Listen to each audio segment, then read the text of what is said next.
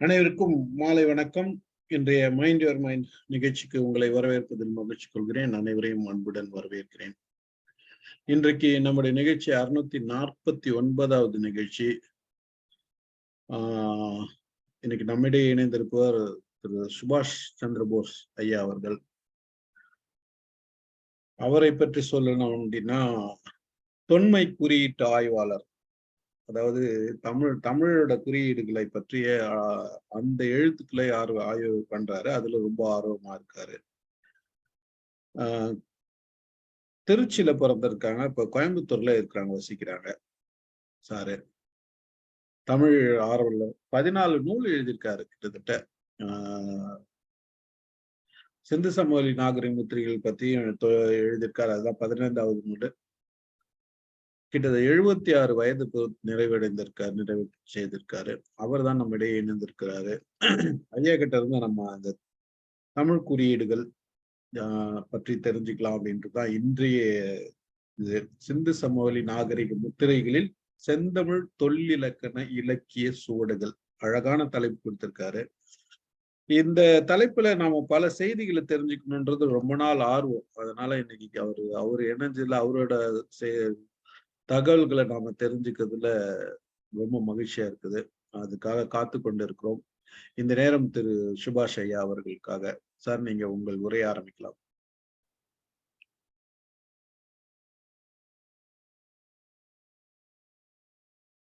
கேக்குதுங்களா?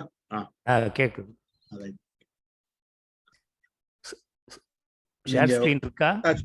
இருக்கு sir. Share screen இருக்கு. நீங்க ஷேர் இருக்கு. நீங்க ஷேர் பண்ணிக்கங்க.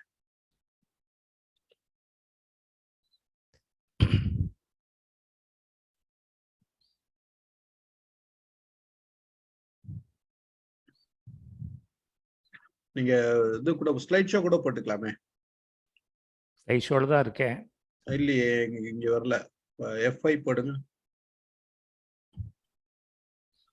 இல்லைன்னா நீங்க F5 போட்டுட்டு அட்டாச் பண்ணுங்க. ஆமா ஆமா.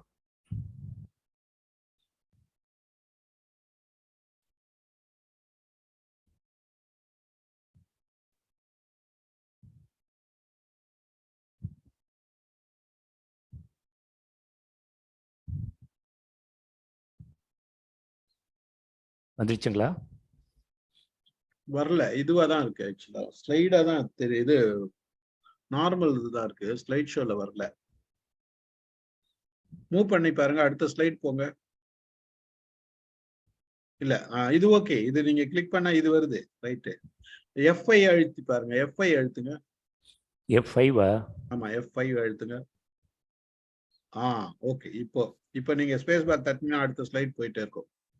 இப்போ தெரியுதா? இப்ப தெரியுது. தெரியுதுல்ல சார் எல்லாருக்கும்?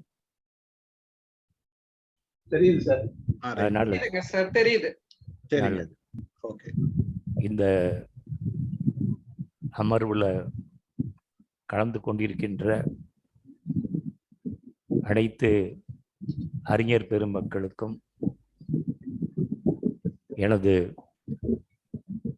மனமார்ந்த நன்றிகள். என்னுடைய நண்பரும் சக ஆய்வாளருமான ஐயா முனைவர் காளைராஜன் அடைந்திருக்கிறார்.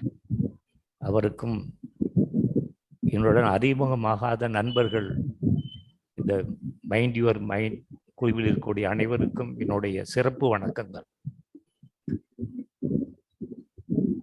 இன்றைய பதிவில் நம்ம எதை பார்க்க போறோம் அப்படின்னா,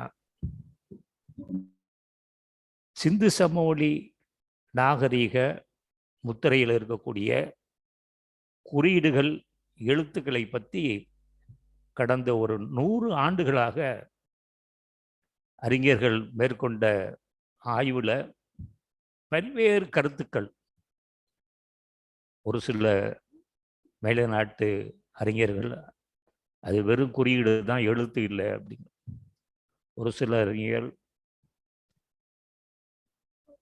வேற வெளிநாட்டு மொழியை சார்ந்ததாக இருக்கலாம் அப்படிங்கிறாங்க. ஒரு சில அறிஞர்கள் இது வேதகால நாகரிகம், சமஸ்கிருத சொற்கள் இருக்கின்றன என்று நமது நண்பர்களும் அறிவாளரும் கூறுகிறார். ஐராவத மகாதேவன், அஸ்கோ பர்போலா போன்ற அறிஞர் மருமக்கள். படம் திராவிட மொழி சார்ந்தது அப்படின்னு சொல்கிறோம். ஐயா பாலகிருஷ்ணன் ஐஏஎஸ் அவர்கள் பெரும் முயற்சியால் தற்போதைய பாகிஸ்தான், அதாவது முந்தைய சிந்து சமவெளி பகுதியில் இருந்தக்கூடிய ஊர்களின் பெயர்கள் தமிழ் மொழியுடைய பெயர்கள் அப்படிங்கிறத பதிவு பண்ணார். அது ரொம்ப பிரபலியமான ஒன்று.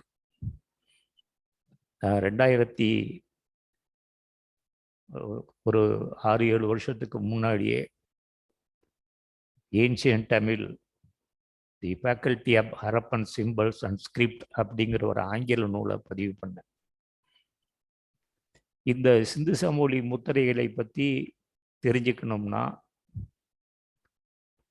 அஸ்கோ பர்போலா, ஃபின்லாண்டில் இருக்கக்கூடிய அஸ்கோ பர்பாலாவுடைய படைப்புகளான CSIA corpus of Indus script and inscription volume 1, collections in India, volume 2, collections in Pakistan, volume 3.1, collections in Mohenjodaro Harappa அப்படிங்கிற 3 நூல்கள் நமக்கு அவசியம் தேவை.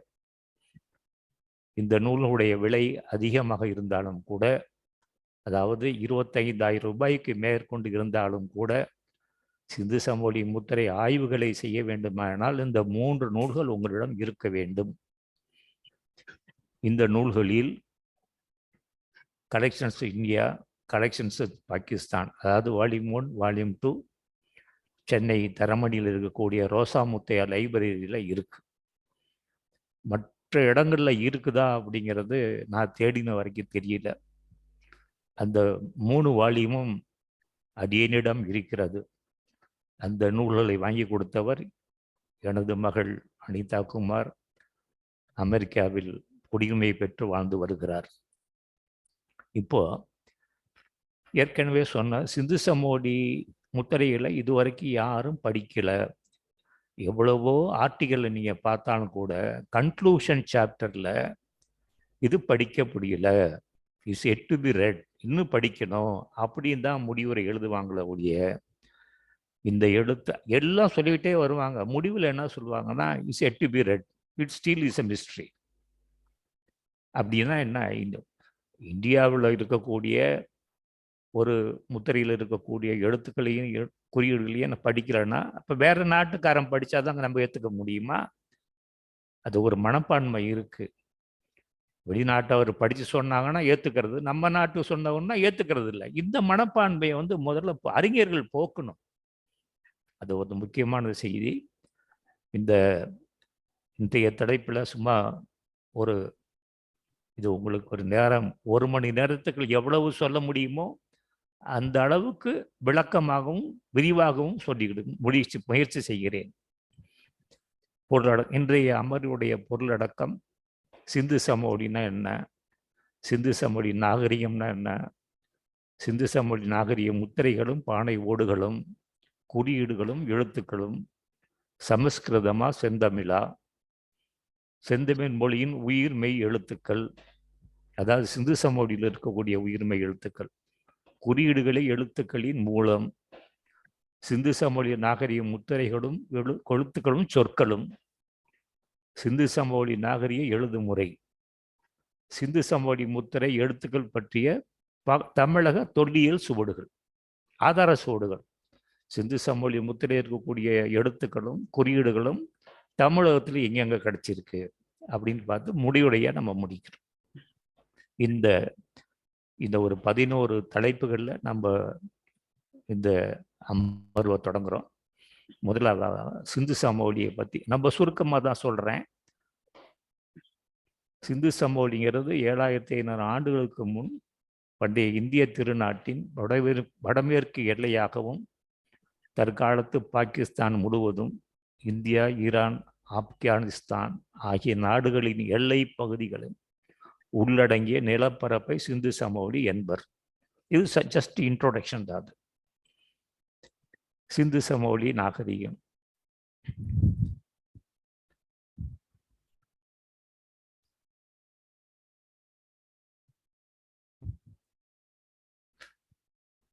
1920 1921 20ன்னு வச்சுக்கலாம் ஆண்டு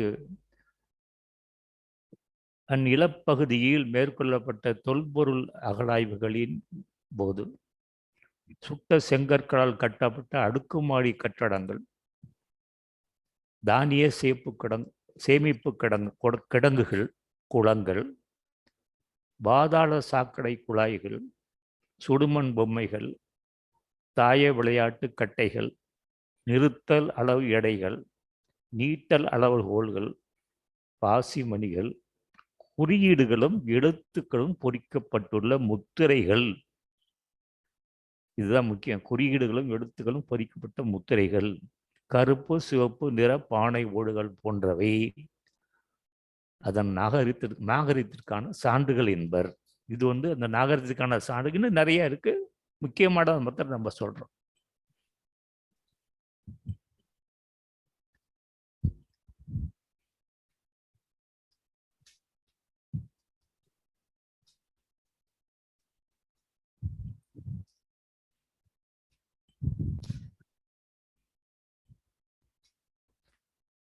முத்திரைகள் எப்படி இருக்குன்னா, மிருதுவான மாவுக்கள் மற்றும் பல்வேறு உலோகங்களால் தயாரிக்கப்பட்டவை. வட்டம், சதுரம், செவ்வகம், மீன், முயல், வேல், முத்து சிப்பி மற்றும் பல்வேறு வடிவங்களை கொண்டவை. அதாவது வடிவியல் கணித, சேத்திர கணித, ஜாமெட்ரிக்கல் ஷேப்ஸ் முக்கியம். அது அந்த முத்திரைகள் 1 முதல் 2 சதுர அங்குலம் அளவுகளுடையவை, ரொம்ப சின்னது. அந்த முத்திரைகளில் புடைப்பு வகையை சார்ந்த குறியீடுகளும் எழுத்துகளும் பொறிக்கப்பட்டிருக்கின்றன. புடைப்பு வகை பொறிக்கப்பட்டிருக்கின்றன.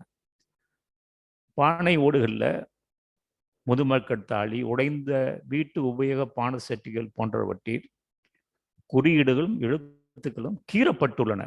அதாவது பொறிக்கப்பட்டுள்ள எம்பாஸ்மெண்ட், அதாவது புடைப்பு சிற்பம். கீறப்பட்டுள்ள லைன்ஸ், மார்க் பண்ண லைன்ஸ். இந்த குறியீடுல பார்த்தீங்கன்னா, சண்டேசன், பிச்சாடனன், பினாகபாணி, துரியாதீதன் ஆகிய தெய்வ திருவுருவங்கள். இந்த சண்டேசன், பிச்சாடனன், பினாகபாணி, துரியாதீதன்லாம் சிவபெருமானுடைய வெளிப்பாடுகள். அப்புறம் மூடபந்த யோகாசனத்தில் அமர்ந்துள்ள திருவுருவங்கள், ஆண் பெண் உருவங்கள். குதிரை நீங்களாக, மறுபடி சொல்றேன், குதிரை நீங்களாக, யானை, புலி, காண்டாமிருகம், எருமை மாடு, எருது, ஒத்த கொம்பன். ஒத்த கொம்பன்னா யூனிகான்னு சொல்லுவாங்க. அது புருடா மிருகம், அது புருஷா மிருகம்னு சொல்லுவாங்க. வரையாடு போன்ற மிருகங்கள், நீரில் வாழும் மீன், முதலை, காட்டில் வாழும் பறவைகள், நிலத்தில் வாழும் ஊர்வன வகையை சேர்ந்த தேல், பாம்பு போன்றவையும், மரம், செடி, கொடி போன்றவையும் உள்ளடங்கும். இது குறியீடுகள். எழுத்துக்கள்ல சிந்து சமவெளி நாக முத்திரைகளில் பொறிக்கப்பட்டுள்ளவும் பானை ஓடுகளில் கீறப்பட்டவளையுமான எழுத்துக்களை பற்றி கடந்ததொரு 100 ஆண்டுகளுக்கு மேற்கொள்ளப்பட்ட ஆய்வு முடிவுகள் அந்த எழுத்துக்கள் எந்த மொழியை சார்ந்தவை என்பது ஆராய்ந்து அறிய இயலாததால் அவை ஒரு புரியாத புதிராகவும் உள்ளன. இதான் ஏற்கனவே சொன்னேன். அவை திராவிட மொழி குடும்பத்தின் தாய்மொழியான செந்தமிழ் மொழியா அல்லது சமஸ்கிருத மொழியா என்ற கேள்விக்கான விடையை காண்பதே இந்த அமைவின் ஒரு நோக்கங்களில் ஒன்றாகும். இப்ப 2 மொழி செம்மொழின்னு அறிவிக்கப்பட்ட மொழி. ஒன்று சமஸ்கிருதம், ஒன்னொன்று தமிழ். சமஸ்கிருதத்துக்குடைய உண்மையான பெயர் கீர்வாணம். அதோடைய பேர் கீர்வாணம்.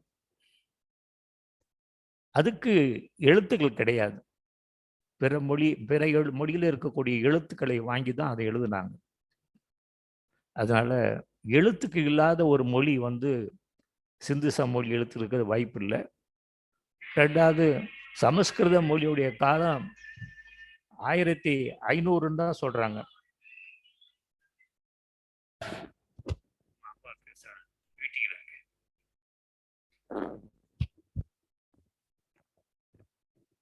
அப்போ எழுத்துக்கள் இல்லாத ஒரு மொழி இருக்கிறதுக்கான வாய்ப்பு மிக குறைவு. அதை பற்றி தனியாக ஒரு நாள் நம்ம டிஸ்கஸ் பண்ணலாம். ஆனால் செந்தமிழ்ங்கிறது வேறு மொழியுடைய கலப்புக்கள், மொழி சொற்கள் கலப்பு இல்லாத மொழி தான் செந்தமிழ் மொழி. அது எழுத்துக்கள் இருக்கு. மேலும் உலக அறிஞர்கள்லாம் என்ன சொல்லுவாங்கன்னா, உலகத்திலேயே மூத்த மொழி தமிழ் மொழி தான் அப்படிங்கிறது எல்லாரும் ஏற்றுக்கிறாங்க. அதனால நம்ம தமிழ் மொழியாக இருக்கக்கூடும் அப்படிங்கிற ஒரு அடிப்படையில் நம்ம தொடர்ந்து பார்ப்போம். இதில் தொல்காப்பியம் என்ன சொல்றது அப்படின்னா, எழுத்தன படுப அகர முதலன விருவாய் 30 என்ப சார்ந்து வரம் மரபி மூன்றெல்லாம் கடையே என தொல்காப்பியம் எழுத்து அதிகாரம் 1ஆம் நூற்பா கூறுகிறது. முதல் நூற்பா. அவர் என்ன அப்படின்னா, உயிரெழுத்துக்கள் 12, மெய்யெழுத்துக்கள் 18 ஆகிய 30 ஆதி, அதாவது மூட எழுத்துக்கள். அப்புறம் என்ன சொல்றார், குட்டிய லுகரம், குட்டிய லிகரம், ஆயுதம் ஆகிய 3 சார்பு எழுத்துக்கள் என்பர். விட 33, அது சேர்த்து 33ங்கிறார். அப்ப ஆதி எழுத்து மூட எழுத்தை தெரிஞ்சுக்கிட்டோம்னா மற்றதெல்லாம் அந்த குட்டிய லிகரம், குட்டிய ஆயுதத்தை பற்றி பின்னாடி தெரிஞ்சுக்கலாம். ஆக நம்மளுடைய தொல்காப்பியத்தின் அடிப்படையில் தமிழ் மொழியுடைய மூல எழுத்துக்கள், அது ஆதி எழுத்துக்கள் 30 மட்டுமே. அதில் 12 உயிர் எழுத்துக்கள், 18 மெய் எழுத்துக்கள். இது அடையாளம் பண்ணோம்னா படிக்க முடியும்.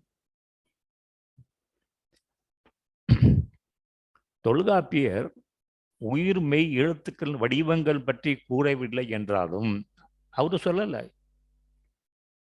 அவற்றின் வடிவங்களை சிந்து சமவெளி முத்திரைகளிலும் பானை ஓடியிலும் பதிவு செய்யப்பட்டுள்ளதை காண முடிகிறது, பார்க்க முடியுது. எழுத்துக்களை பார்க்கும். அது எப்படி இருக்கு, எப்படி அடையாளம் பண்றதுன்னா, எழுத்து, சொல், பொருள், யாப்பு, அணி எனும் 5 இலக்கண முறைப்படி அடையாளம் காண முடிகிறது. எப்படின்னா, இப்போ ஒரு எழுத்து எடுத்துக்கிறோம், அது அடையாளம் பண்றோம். அந்த 2-3 எழுத்துக்கள் சேர்ந்து ஒரு சொல்லை பார்க்குறோம். அந்த சொல்லுக்கு பொருள் இருக்கா அப்படின்னு தமிழகராதியில் பொருள் இருக்கான்னு பார்த்தா அந்த எழுத்துக்களும் சொல்லும் சரி. அப்புறம் யாப்பு, அப்புறம் அணி, நிறைய சொற்கள் சேர்ந்த ஒரு வாக்கியம். அந்த வாக்கியத்தை முழுசாக இருக்குன்னா அதனுடைய அலங்காரத்தை நம்ம தெரிஞ்சுக்கலாம். அப்போ சிந்து சமவெளியில் முத்திரை இருக்கக்கூடிய எழுத்துக்களையும் அடையாளம் பண்ணாதான் சொல்ல புரிஞ்சிக்க முடியும். சொல்ல தெரிஞ்சால் பொருளை புரிஞ்சிக்க முடியும்.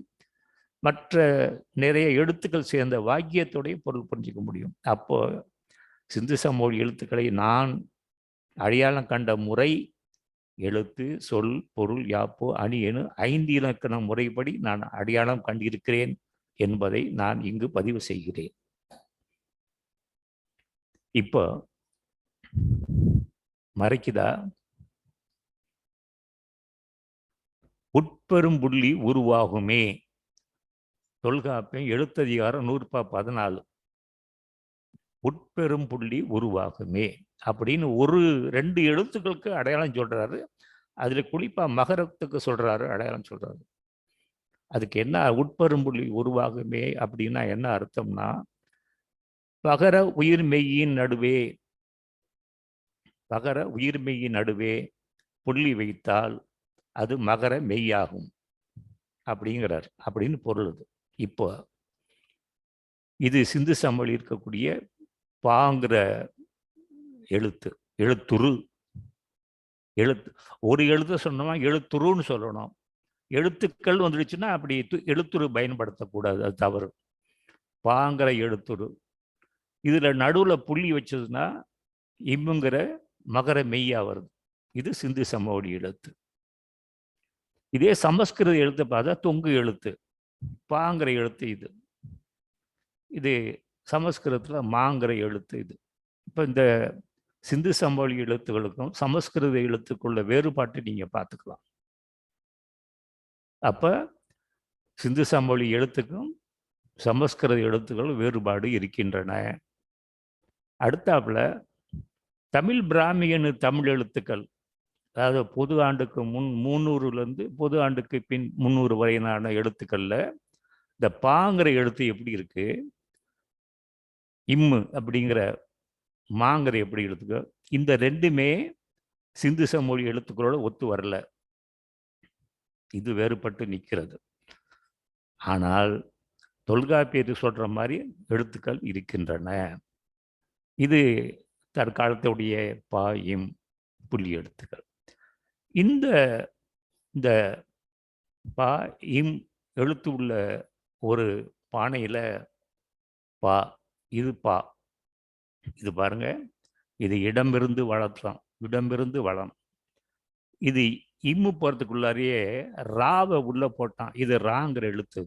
ரா, ராவோட நீட்டி அது இம்மாக்கி பா ரா இம், உள்ளிருந்து வெளியே வரோம். இது பின்னாடி கொஞ்சம் பார்ப்போம் நம்ம. பரம் அப்படிங்கிறது இம்முங்கிறது பரம் அப்படிங்கிற முத்திரை. ஹெச் அப்படின்னா ஹரப்பான்னு அர்த்தம். 14 11 ஏ அப்படிங்கிறது இந்த முத்திரையுடைய அடையாள எண். இதை நல்லா பார்த்துக்கோங்க.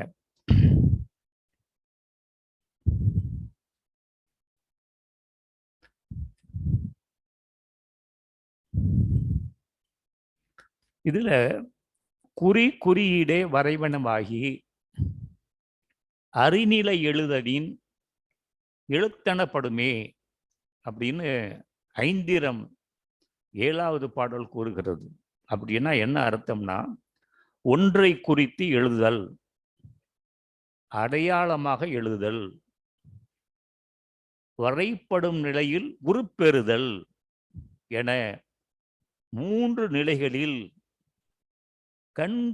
கண்களுக்கு புலனாகு மன்னன் எழுகின்ற காரணத்தால் ஒளி வடிவ எழுத்து என்று சிறப்பித்து சொல்லப்படுகிறது. அப்ப எப்படி சொல்றாருன்னா, ஒன்றை குறித்து எழுதல், அடையாளமாக எழுதல், அடையாளம், வரைப்படும் நிலையில் உருப்பெறுதல், இந்த 3 நிலையில வரணும் தான் அந்த எழுத்துன்னு சொல்றாரு. இப்ப ஒவ்வொரு எழுத்தா பார்த்துட்டு வருவோம். இது ஆ, இது ஆ, ஆ ஆ ஆங்கிறது நெடில் ஆகிய 2 உயிர் எழுத்துக்கள் அங்காந்து இயலும். அங்காந்துனா வாய் திறக்க இயலும். ஆன்னு வாய் திறந்தோம்னா அந்த எழுத்து, அந்த வடிவம் எப்படி இருக்குங்கிறது அங்காந்து இயலும் அப்படிங்கிறார். இந்த ஆங்கிற எழுத்தும் ஆங்கிற எழுத்தும் எப்படிங்கிறது வாய் திறக்க, இப்போ வாய் திறந்தா இப்படிதான் இருக்கும். இது ஒரு குறியீடா கொண்டாந்தாலும் இந்த மாதிரி ஷேப்ல தான் இருக்கும். ஆ ஆ ஆகிய 2 உயிர் எழுத்துகள் அங்காந்து வாய் திறக்க, அங்காந்துனா வாய் திறக்க இயலும். அடுத்தாப்புல இ ஈ ஏ ஏ ஐ எனும் 5ம் வாய் திறத்தலோடு மேல்வாய் பல் அடிநாவின் ஓரத்தை பொருந்தலார் பெறத்தடை உடையன. இப்ப ஈங்கிறத சொல்லி பாருங்க. ஈ சொல்லி பாருங்க.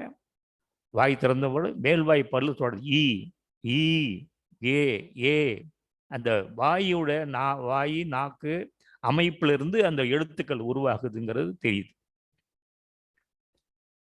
அடுத்தாப்புல ஊ ஊ ஓ ஓ ஔ என 5ம் இதழ் குவிய பிறக்கும். இப்போ ஊன்னு சொல்லி பார்த்தா பாருங்க, ஊன்னு கூட இதழ் குவியும். அப்போ ஊங்கிறது குவியுது. ஊ அப்படின்னா அந்த ஒரு கோடு ஒண்ணு வருது. ஓ ஓ ஔ அப்படி இந்த இதழ் குவியற மாதிரியும் இந்த எழுத்துக்கள் பிறக்கின்றன அப்படிங்கிறது இது அடையாளம். இதுதான் முன்னாடி நம்ம பாடம் சொன்ன 5 பாடல்கள் சொன்னோம் நம்ம. இப்ப வல்லின எழுத்துக்கள் இக்கு இச்சு இட்டு இத்து இப்பு இரு, இதுல என்னன்னா இந்த புள்ளி எடுத்துட்டா கூட இந்த வல்லின எழுத்துக்கள்ல மெல்லின எழுத்து இடையின எழுத்துக்கள்ல அந்த புள்ளி எடுத்துட்டாலும் அது வடிவம் மாறாது. இப்ப இத்துங்கிற எழுத்து இருக்கு இல்லையா, இத்துக்கு மேல புள்ளி வைக்கிறான், அந்த புள்ளி எடுத்து அந்த வடிவம் மாறாது அப்படின்னு தொல்காப்பியம் சூத்திரம் ஒன்று நூற்பா சொல்லுது. இது வல்லின எழுத்துக்கள். அதே மாதிரி இடையின எழுத்துக்கள் இரு இல்லு இவ்வு இல்லு, சிறப்பு லகரம், ஏணி மரம் மாதிரி இருக்கும் இல்லு. இது இடையின எழுத்துக்கள். அடுத்தது மெல்லின எழுத்துக்கள். இங்கு, இஞ்சி, இன்னு, இன்னு, இம்மு, இன்னு 6ம் மெல்லின எழுத்துக்கள். இந்த மெல்லின எழுத்துக்கள்லாம் இப்படி இருக்கும். இப்போ உயிரெழுத்துக்கள் 12 பார்த்தோம், மெய்யெழுத்துக்கள் 18 பார்த்தோம். அது 3 மெய்யெழுத்துக்களை 3 வகையாக பிரித்தோம். வல்லினம், இடையினம், மெல்லினம் 3 எழுத்து, மொத்தம் 18, 12, 30 எழுத்துக்களை நம்ம அடையாளம் பண்ணியிருக்கோம். இந்த 30 எழுத்துக்களை அடையாளம் பண்ணி இப்படி ஒரு அட்டவணையை கணக்குன்னு சொல்லுவாங்க. இதில் ரொம்ப டீப்பாக போனால் இந்த எழுத்துக்களாக தான் இந்த 3 சொல்லி எப்படி சொன்னாங்கன்னா டன்னகரம் வாங்க. டாவுக்கு அடுத்து வர்றதுனால டன்னகரம் வாங்க. இந்த இன்னுங்கிற எழுத்து சொன்னாங்க தன்னகரம் வாங்க. அதே மாதிரி 2 சொல்லித்தேன்னா ரன்னகரம் வாங்க. இது ஒரு அந்த தமிழறிஞர்களுடைய உச்சரிப்பில் வரக்கூடியது. அப்போ டாவுக்கு அடுத்தது இன்னும் வருது 3 சொல்லிக்கிறதா டன்னகரம். நன்னுங்கிறதுக்கு தாவுக்கு அடுத்து வர்றதா தன்னகரம். 2 சொல்லி இன்னுங்கிறது ராங்கிற எழுத்துக்கு அடுத்தாப்புல வர்றதுனால ரன்னகரம் அப்படி சொல்லுவாங்க. இதுதான் நெடுங்கணக்கா சேர்ந்து வரக்கூடிய எழுத்துக்கள். இதெல்லாம் அட்டவணைப்பட்டி நம்ம ஒரு சார்ட்டாக இது மாதிரி பண்ணி புக் மார்க்கராக பண்ணி நான் கருத்தரங்களுக்கோ சொற்பொழிவுக்கோ சொல்லும்போது அங்கே இருக்கக்கூடிய மாணவர்களுக்கு அறிஞர்களுக்கு இலவசமாக கொடுத்து நீங்கள் வச்சுக்கோங்க அப்படின்னு சொல்லி அவங்களே படிக்க வைப்பேன். நான் இந்த சார்ட்டை கொடுத்துட்டு இந்த புக் மார்க் கொடுத்து மேலே ஸ்லைட்ஸோடு போட்டோம்னா நீங்கள் படிக்கன்னா எல்லாரும் படிச்சிருவாங்க. அந்த முறையை தான் நான் கையாண்டு வரேன். நான்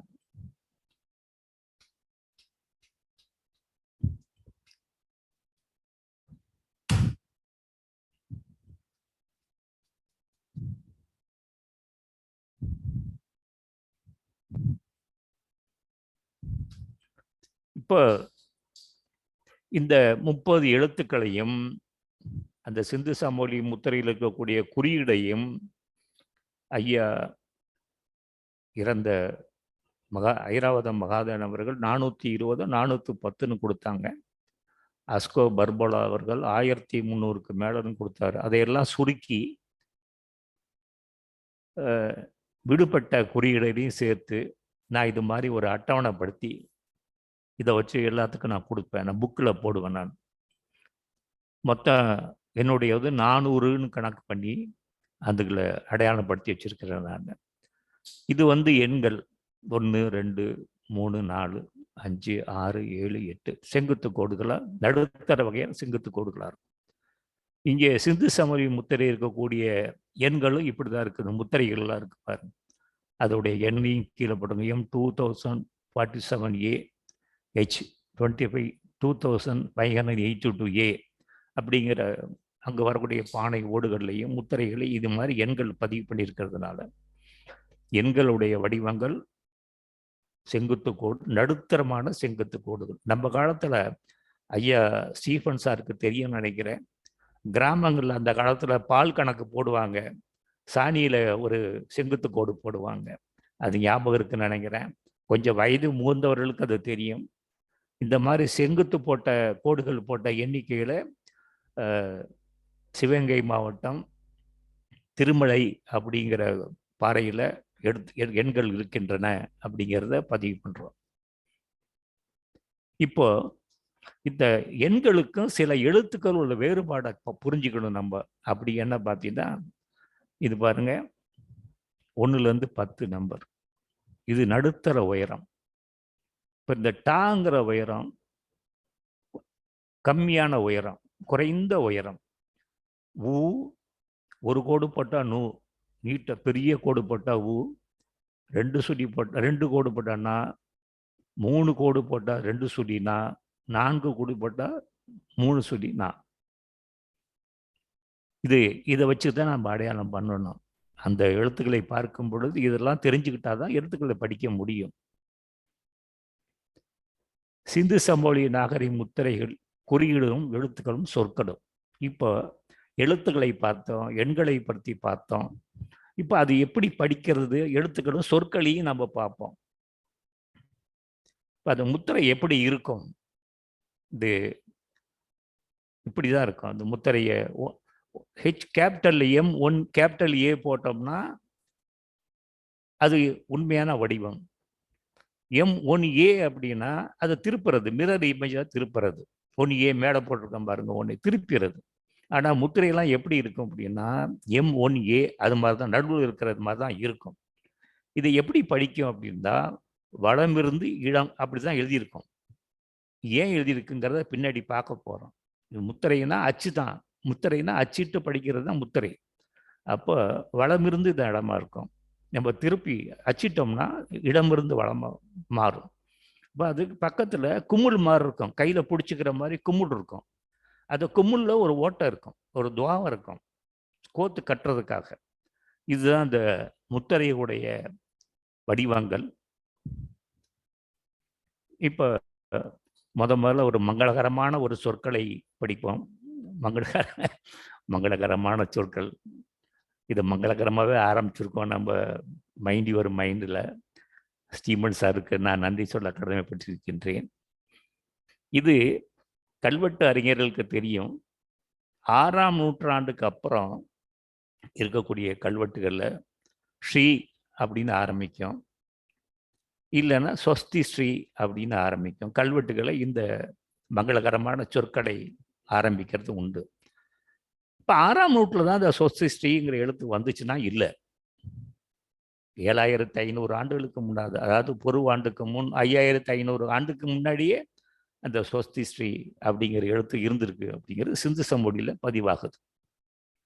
அது எப்படி எழுதியிருக்கான் பாருங்க. ஸ்வஸ்தியை சுவ, இது சுவ, சுவ மரம். அத்தி, அத்தி மரம் மெடிடேஷனல் டீ. அதோடைய பட்டையிலேருந்து, பழங்கள்லேருந்து, இலைகள்லேருந்து எல்லாமே ஒரு மருத்துவ குணமுடையது. அதனால அத்தி மரத்தை போட்டிருக்கான். சுவ அத்தி. சி நெடில், சீப்பு மாதிரி போட்டிருக்கான் பாரு, சீப்பு மாதிரி. சி நெடில். சொத்து சி பொருள். பொருள்னா கடவுள், மதிக்கத்தக்கது, பெரிதும் மதிக்கத்தக்கது அப்படிங்கிறத பொருள்ங்கிறது பெருமும் மதிக்கப்படுவது அப்படின்னு அர்த்தம். ஸ்வஸ்தி சி சுவ அத்தி சி பொருள். ஸ்வஸ்தி சி அப்படிங்கிறது பெரிதும் மதிக்கப்படுவது அப்படின்னு இதுக்கு பொருள்.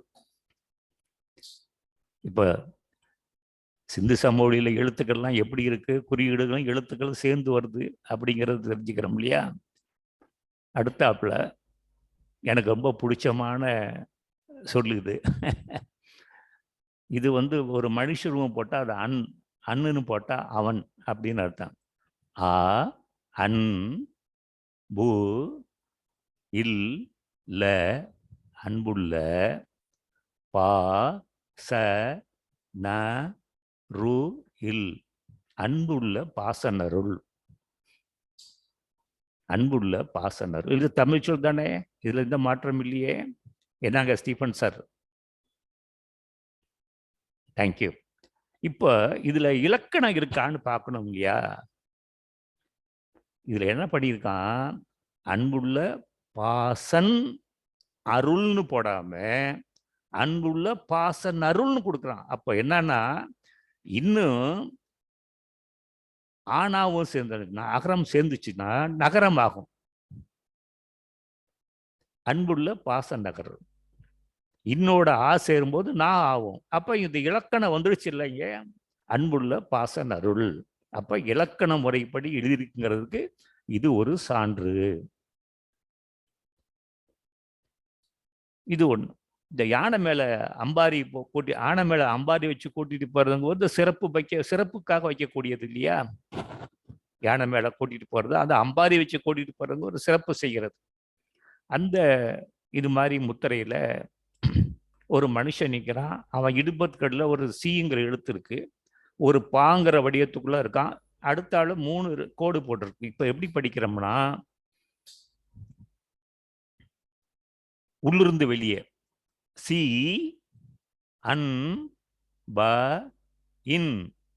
சி சி இடுப்புல இருக்கு, சி அன் ப இன், சி அன்பன் அப்படின்னு படிக்கிறோம். அப்ப சீனா திருன்னு அர்த்தம். பழைய கோயில்லாம் பார்த்தா சி கோயில் அப்படின்னு தான் கல்வெட்டுகள் இருக்கு. பழைய காலத்து கல்வெட்டில் கோயிலை சி கோயில், அப்புறம் திருக்கோயில் ஆச்சு, இப்போ ஸ்ரீ கோயில் ஆகி போச்சு. திருவரங்கம் அப்படிங்கிறது இப்போ ஸ்ரீரங்கம் ஆகி போச்சு. ஸ்ரீரங்கம்னு முன்னாடி இருந்தது, ஸ்ரீரங்கம்னு இருந்தது, அப்போ திருவரங்கம் ஆச்சு, இப்போ ஸ்ரீரங்கம் ஆயிடுச்சு. அது இது எழுத்துக்கள்லாம் எப்படி மாறி வருது, சொற்கள்லாம் எப்படி மாறி வரும். இப்போ சி அன்பன் பார்த்தோம் இல்லையா, சிங்கிறது திருன்னு பொருள் பண்ணோம் இல்லையா. இங்க என்ன பண்ணியிருக்கான் பாருங்க, தீ மேல ரூ போட்டிருக்கான். இது தீங்கிற எழுத்து, ரூவும் சேர்த்துக்கான், திரு சேர்த்து கோத்து எழுதிருக்கிறது. திரு அன் ப இன், திரு அன்பன். இது தமிழ் சொற்களா இல்லையா? எத்திராஜன் சார் லைன்ல இருக்கீங்களா? சரி சரி, நல்லது, லைன்ல இருக்க ஐயா. நல்லது. அடுத்தாப்புல இலக்கணத்தை பார்த்தோம் ஓரளவு. இப்ப இலக்கியத்தையும் பார்த்துருவோமே. அப்படின்னா எம் 1848A அப்படிங்கிற எழுத்துல நா இன் ந இன், நன்னன் நன்னன். இது அகநானூறு புறநானூறுல வரும். இந்த நன்னனை பத்தி வரும். மடைப்படும் கடாம் அப்படிங்கிற ஒரு நூல்லையும் இந்த நன்னன் மன்னனை பத்தி வரும். இந்த தமிழ் மன்னனை பத்தி அதுல வரும். இது M18A. நினிதி செல்வன், நினிதினா செல்வந்தன், செல்வ சேர்க்கு பெற்றவன், நினிதி. பா, இது 3 சுடி. ப இன் ந இன் பன்னன், நினிதி பன்னன், செல்வ சிறப்புடைய பன்னன். பன்னன்கிறவன் கும்பகோணத்து பக்கத்துல சிறுகுடிங்கிற ஊர்ல ஒரு மன்னனா இருந்தான். அவன் செல்வ வந்தவங்கெல்லாம் வாரி கொடுத்தான். அவன் வாங்குறவங்கள எப்படி வருவாங்கன்னா, எறும்பு கூட்டம் வர்ற மாதிரி வருவாங்களாம் அப்படின்னு அகநானூறு புறநானூறு வர்ணிக்குது. அந்த பன்னனை பத்தி சிந்து சமொழி முத்திரை பேர் சிந்து சமொழி முத்திரையில இருக்கு. கொடுமணல்ல ஐயா முனைவர் ராஜன் கண்டுபிடிச்ச ஒரு பானை ஓட்டுல இந்த பன்னன்கிற பேர் சொல்லு வருது. இதுல பா, இது எப்படி பார்த்து இடமிருந்து வளமா இருக்கு பாரு. பா இன் ந இன், நன்ங்கிறத 2 சேர்த்து எழுதியிருக்கு, பன்னன். அப்ப இலக்கியத்தை சார்ந்த சொற்களும் இலக்கியத்தில் வரக்கூடிய மன்னர்களுடைய பெயரும் சிந்து சமொழி முத்திரையில வருது. ஆனா அதுக்கு எதுக்கு தொடர்பும்னா, அது மாதிரி பெண்கள் அங்க பெயர் சொல்லுடைய நபர்கள் வாழ்ந்திருக்கலாம், அப்படித்தான் கடத்தல் எடுத்துக்கலாம் நம்ம. ஏன்னா அகநானூறு பொண்ணாது காலத்தை ஒப்பிட முடியாது. அதனுடைய பெயர் சொற்கள் அங்கேயும் இருக்கிறதுனால அதனுடைய தொடர்ச்சி தமிழ்நாட்டில் இருந்திருக்கு அப்படிங்கிற சொல்லலாம். இது முக்கியமானது ஒண்ணு. இது இங்க இந்த முதல் சேர்த்து எழுதக்கூடிய எழுத்துக்களை தனியா காமிச்சிருக்கோம். நம்ம முதல்ல இருக்கக்கூடிய இந்த குறியீடு மாதிரி இருக்க, ஆன குறியீடு இல்லை. அது எப்படி இருக்குன்னா, மேலிருந்து கீழ் சொன்னோமா, சி ஆ, வடமிருந்து இடம் போதாது, சி ஆ ரூ இரு, C Arur, C Arur, C ஆரூர்னா திருவாரூர் போட்டு அடுத்தாப்புல என்ன பண்ணிருக்க, பிச்சாடனன், பிச்சாடனன், நாணன், ஆனன், பிச்சாடன் ஆனன், சி ஆரூர் பிச்சாடன் ஆனன். அதுக்கு விளக்கம் திருவாரூர் பிச்சாடனன் ஆனன். அப்ப திருவாரூருடைய பெயரும் அந்த ஊர் பெயரும் இதுல வருது. அப்ப அந்த திருவாரூர் அப்படிங்கிறது சி ஆரூருங்கிறது அந்த காலத்துல பேர் இருக்கு அப்படிங்கிறது தெரிய வருது.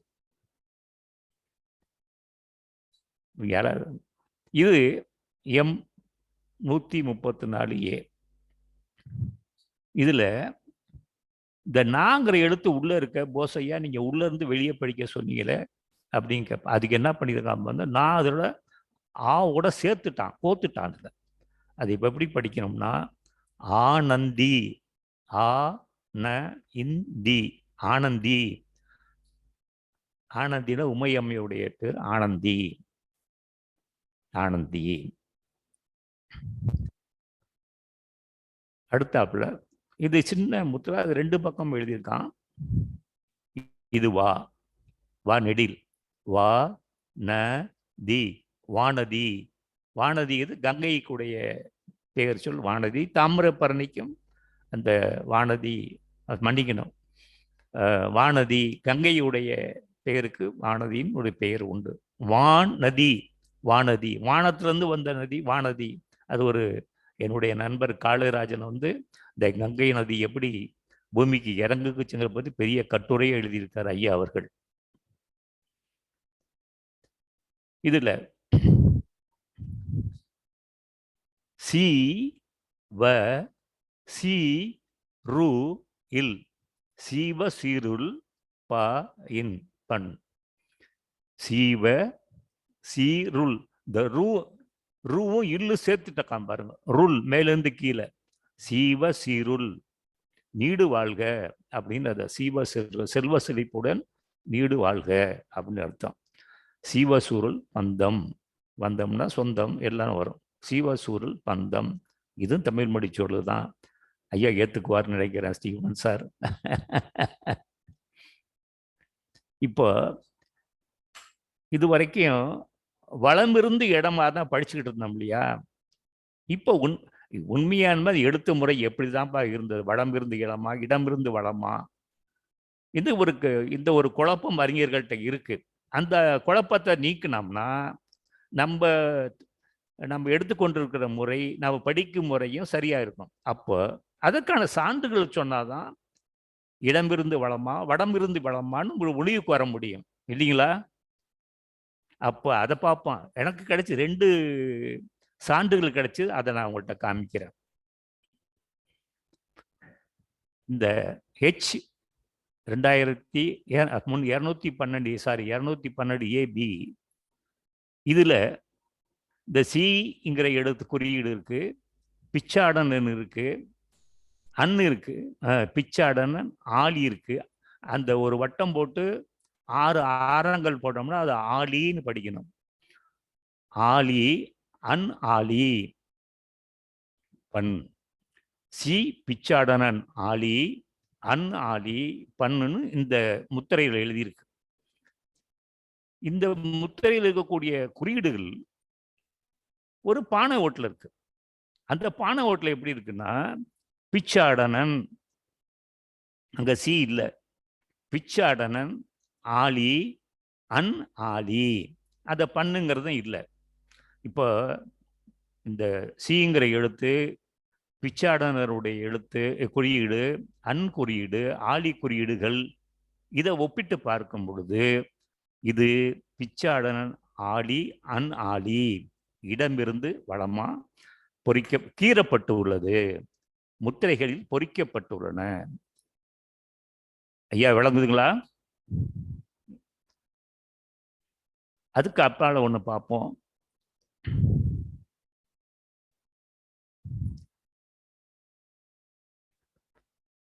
இதுல இந்த முத்திரையில M94A, இதுல ப ர மே ச இன், பரமேசன். இந்த மே எப்படி எழுதியிருக்காம பாருங்க, ஒரு கோட்டு போட்டிருக்கும். ப ர மே ச இன், பரமேசன். எங்க இருக்கு? பழம் இருந்து இடமா படிக்கிறோம். இதையே ஒரு பானை ஓட்டுல நம்ம துரதிர்ஷ்டோடியமா அந்த முன்னாடி 2 எழுத்துக்கள் உடஞ்சி போச்சு, இருந்தாலும் அசியம் நம்ம யூகம் பண்ணிக்கிறோம். ப ர மே ச இன், பரமேசன்.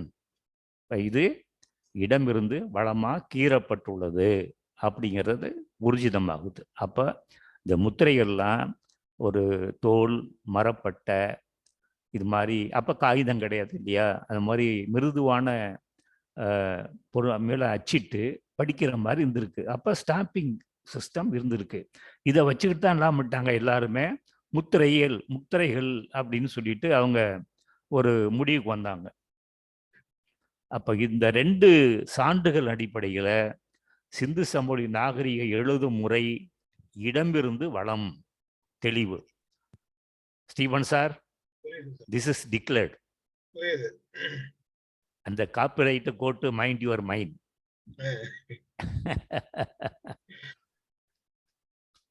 இது ஸ்டக் ஆகுது. உங்க மவுஸ் ஸ்டக் ஆகுதா? இந்த வரேன். பரவாயில்ல, மூவ் பண்ணுங்க. நீங்க சொல்லுங்களேன், நான் மூவ் பண்றேன். இப்போ இது வரைக்கும் சிந்து சமவெளி முத்திரை எழுத்துக்களை பார்த்தோம், எழுத்துக்களுடைய வடிவங்களை பார்த்தோம், ஒரு சில முத்திரைகளை படித்தோம், வளமிருந்து இடமா படித்தோம். அப்புறம் இந்த எழுத்து முறையை பார்த்தோம். இது எந்த முறை, இடமிருந்து வளமா, வடமிருந்து மலமா அப்படின்னா இதெல்லாம் வர இயல்பாக வரக்கூடிய சந்தேகங்கள். அந்த சந்தேகத்தெல்லாம் நம்ம நிவர்த்தி பண்ணிட்டோம், பூர்த்தி பண்றோம், தெளிவாயிடுச்சு. நம்ம இப்போ சிந்து சமவெளிக்கு தமிழகத்துக்கு தொடர்பு இருக்கு அப்படின்னு சொன்னோம்னா, சங்ககால பாடல்களையோ தொல்காப்பியத்தையோ இலக்கண நூலையோ காமிச்சோம்னா இன்றைய சயின்டிபிக் வேர்டு ஒத்துக்காது. விஞ்ஞானபூர்வமான உலகத்துல அதை ஏத்துக்க மாட்டாங்க. அவங்களுக்கு என்ன கேட்பாங்கன்னா, ஆர்கியாலஜிக்கல் எவிடன்ஸ் இருக்கா, ஆர்கியாலஜிக்கல் எவிடன்ஸ் இருக்கா. அதானே சார்? என்னங்க Stephen sir? Correct. If there is an archaeological evidence, then it is clear there is a link between Indus Valley civilization and Tamil civilization. So let us see the archaeological evidences. இது நான் மாத்திரம் கண்டுபிடிச்சது இல்லை, பல அறிஞர்கள் கண்டுபிடிச்சிருக்காங்க. அவங்களுக்கு முன்னாடியே நன்றி சொல்லிடுவோம் நம்ம. இது கீழடியில பானை ஓட்டுல கண்டுபிடிக்கப்பட்ட ஒரு குறியீடு. இதுல ஒரு செங்குத்து கோடு இருக்கு, 4 படுக்கை கோடு இருக்கு. ஒரு செங்குத்து கோடு, 4 படுக்கை கோடு இருக்கு. இதே மாதிரி குறியீடு கீழ்வாளையின்னு விழுப்புரம் மாவட்டத்துல கீழ்வாளையின்னு ஒரு இடம் இருக்கு. அது இரத்தப்பாறைன்னு சொல்லுவாங்க. அது அங்க 5 குறியீடுகள் குறிக்கப்பட்டிருக்கின்றன. அதுல 5வது குறியீடு இது மாதிரி இருக்கும். 5வது குறியீடு இது மாதிரி இருக்கும். ஒரு செங்குத்து கோடு, 4 படுக்கை கோடு இருக்கும். இது அதே மாதிரி சிந்து சமவெளி முத்திரை H2084AB இங்க 3வது குறியீடு அதே மாதிரி இருக்கும். ஒரு செங்குத்து கோடு. அதே மாதிரி இண்டஸில் H2112 102AB இந்த முதல் குறியீடு அதே மாதிரி இருக்கும். இப்ப இந்த குறியீடு என்ன அப்படின்னா, இது யோக நிலையில குறியது. இது விழிப்பு நிலை, கனவு நிலை, உறக்க நிலை, அமைதி நிலை, பேரமைதி நிலை. அமைதி நிலைங்கிறது துரிய நிலை. யோக மார்க்கத்திலும் டக்குன்னு பிடிச்சுக்குவாங்க. யோக நிலையில துரிய நிலையே, சிவனுக்கு துரிய சிவன் ஒரு பேர் இருக்கு. துரிய நிலை, துரியாதீத நிலை, பேரமதி துரியாதீத நிலை. இப்போ துரியாதீதன் சிவபெருமானுக்கு ஒரு பேர். இப்ப சிந்து சமவெளி முத்திரையை நம்ம படிப்போம். உள்ள இருந்து வெளியே வரான். பிச்சாடன நுள் வினாகபாணி, ஆர்ச்சர் வினாகபாணி, துரியாதீதன் உரு. இங்க பாருங்க, ஊ மேல இருக்கு, ரூ கீழே போட்டிருக்கான். உரு பிதா, பிதானா தந்தை, சிவம், சிவன் அழகு. பிச்சாடன நூல் வினாகபாணி, துரியாதீதன் உரு பிதா சி அப்படின்னு படிக்கிறோம். இது துரியாதீதன் அன்பன், இது கீழே இருக்க படிக்கிறோம். இது கீழே இருக்கக்கூடிய குறியீடுக்கும் கீழ்வாழையில் இருக்கக்கூடிய குறியீடுகளுக்கும் சிந்து சமவெளி எழுத்தும் குறிக்கிறதுனால தொடர்பு இருக்குங்கிறது முதல் சான்று.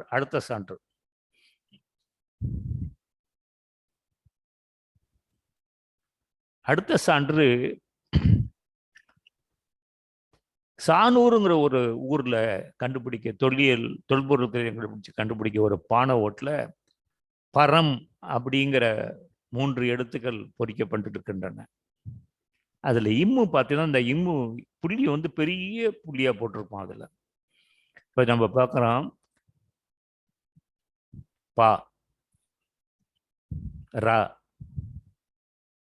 இம் பரம் அப்படின்னு பார்க்கிறோம். இதை பரம்னு படிச்சிட்டோம்.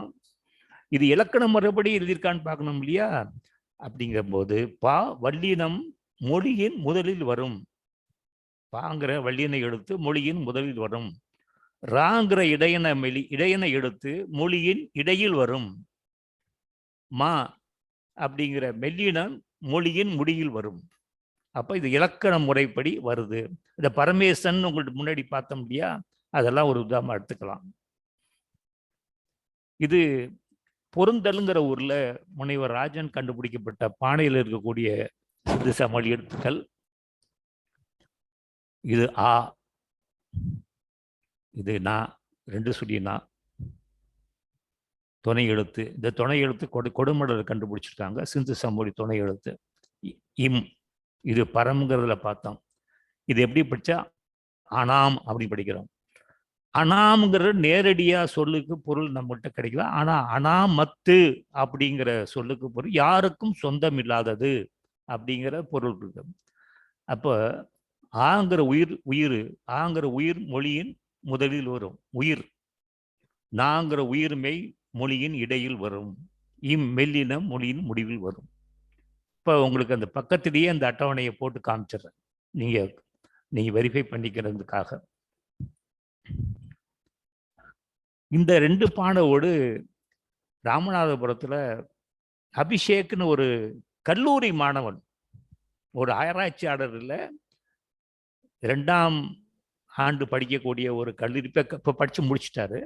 அந்த மாணவன் கண்டுபிடிச்ச பானை ஓடு. அதுல என்ன எழுதியிருக்குன்னா பா ஊர், பா ஊ எப்பா.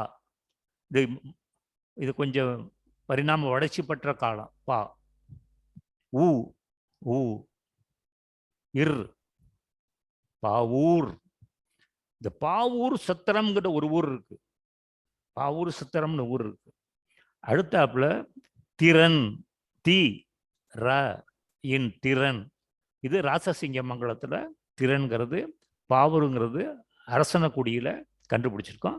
அதே மாதிரி இந்த எழுத்துக்கள்லாம் எப்படி வருது அப்படிங்கிறத இலக்கணம் வரிபடைங்கிறத பின்னாடி நம்ம கொடுத்துருக்கோம். இது ரொம்ப முக்கியமானது. இதுதான் என்னன்னு சொல்லக்கூடாது, நம்முடைய ஆய்வுக்கு பெருந்துணை புரிந்தது இந்த கற்கோடாரி. இதை கண்டுபிடிச்சது ஒரு நாகையில ஒரு ஆசிரியர் சண்முகநாதன், அவர் தான் கண்டுபிடிச்சார். அது செம்பியன் கண்டியூர் கற்கோடாரிங்கிறது ரொம்ப பிரபலியமான ஒரு கற்கோடாரி. அந்த கற்கோடாரியே அது பேர் சொல்லக்கூடாது யாருன்னு, அவர் முருகுன்னு படிச்சார். அது யாருன்னு சொல்லக்கூடாது, அது அறமல்ல, அது நல்லதல்ல. அப்புறம் அவரே என்ன பண்ணாங்க, நான் படித்தது தப்பு அப்படின்ட்டார். அப்போ அது முதல்ல சொன்னது வேவாப் ஆகி போச்சது. அப்போ அது என்னதான் எழுதியிருக்க பார்க்கும்போது நல்லா கவனிச்சுக்கோங்க. 1 2 3 4 5 புள்ளி வச்சிருக்கான். 5 புள்ளிக்கு பேர் 5 ஐயி அப்படிங்கிற ஒரு 5. இப்போ இந்த ரூல தமிழ் எழுத்து 5 எழுத்தை குறிக்கக்கூடிய தமிழறிஞர்கள் இருந்தாங்கன்னா அவங்களுக்கு தெரியும். ரூங்கிறது எண் 5 குறிக்கக்கூடியது. அப்படின்னா அடுத்தாப்புல என்ன பண்றான், பா நம்ம ஏற்கனவே பார்த்துதான். இஞ்சி ச பஞ்ச அப்படின்னா 5ன்னு அர்த்தம். இதுல முக்கியமா என்னன்னா, இஞ்சி வந்துச்சுன்னா இந்த சாங்கிற எழுத்து சேர்த்து தான் வரும். சாங்கிற வருஷம் பஞ்சு, பஞ்ச, பஞ்சை. அந்த இஞ்சி வந்துன்னா சா சேர்த்து தான் வரணும். அதுக்காக என்ன பண்ணியிருக்கான், அந்த இஞ்சியோட சாவும் சேர்த்து எழுதியிருக்கான். ஒரு கோர்த்து சேர்த்து எழுதியிருக்காங்க. அது கூட்டு எழுத்துன்னு சொல்லுவாங்க.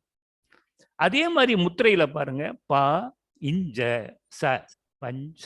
இந்த சாங்கிற எழுத்த 2 கை 2 காலையும் சேர்த்து விட்டுருக்கான் பஞ்ச. அப்ப இந்த செம்பியன் கற்கோடாரியில் இருக்கக்கூடியது சிந்து சமவெளி எழுத்துக்கள், குறியீடுகள் 5 என்பதை குறிக்கக்கூடியது அப்படிங்கிறத பதிவு நம்ம செய்தித்தாள் தான் வெளியிட்டு இருந்தோம்.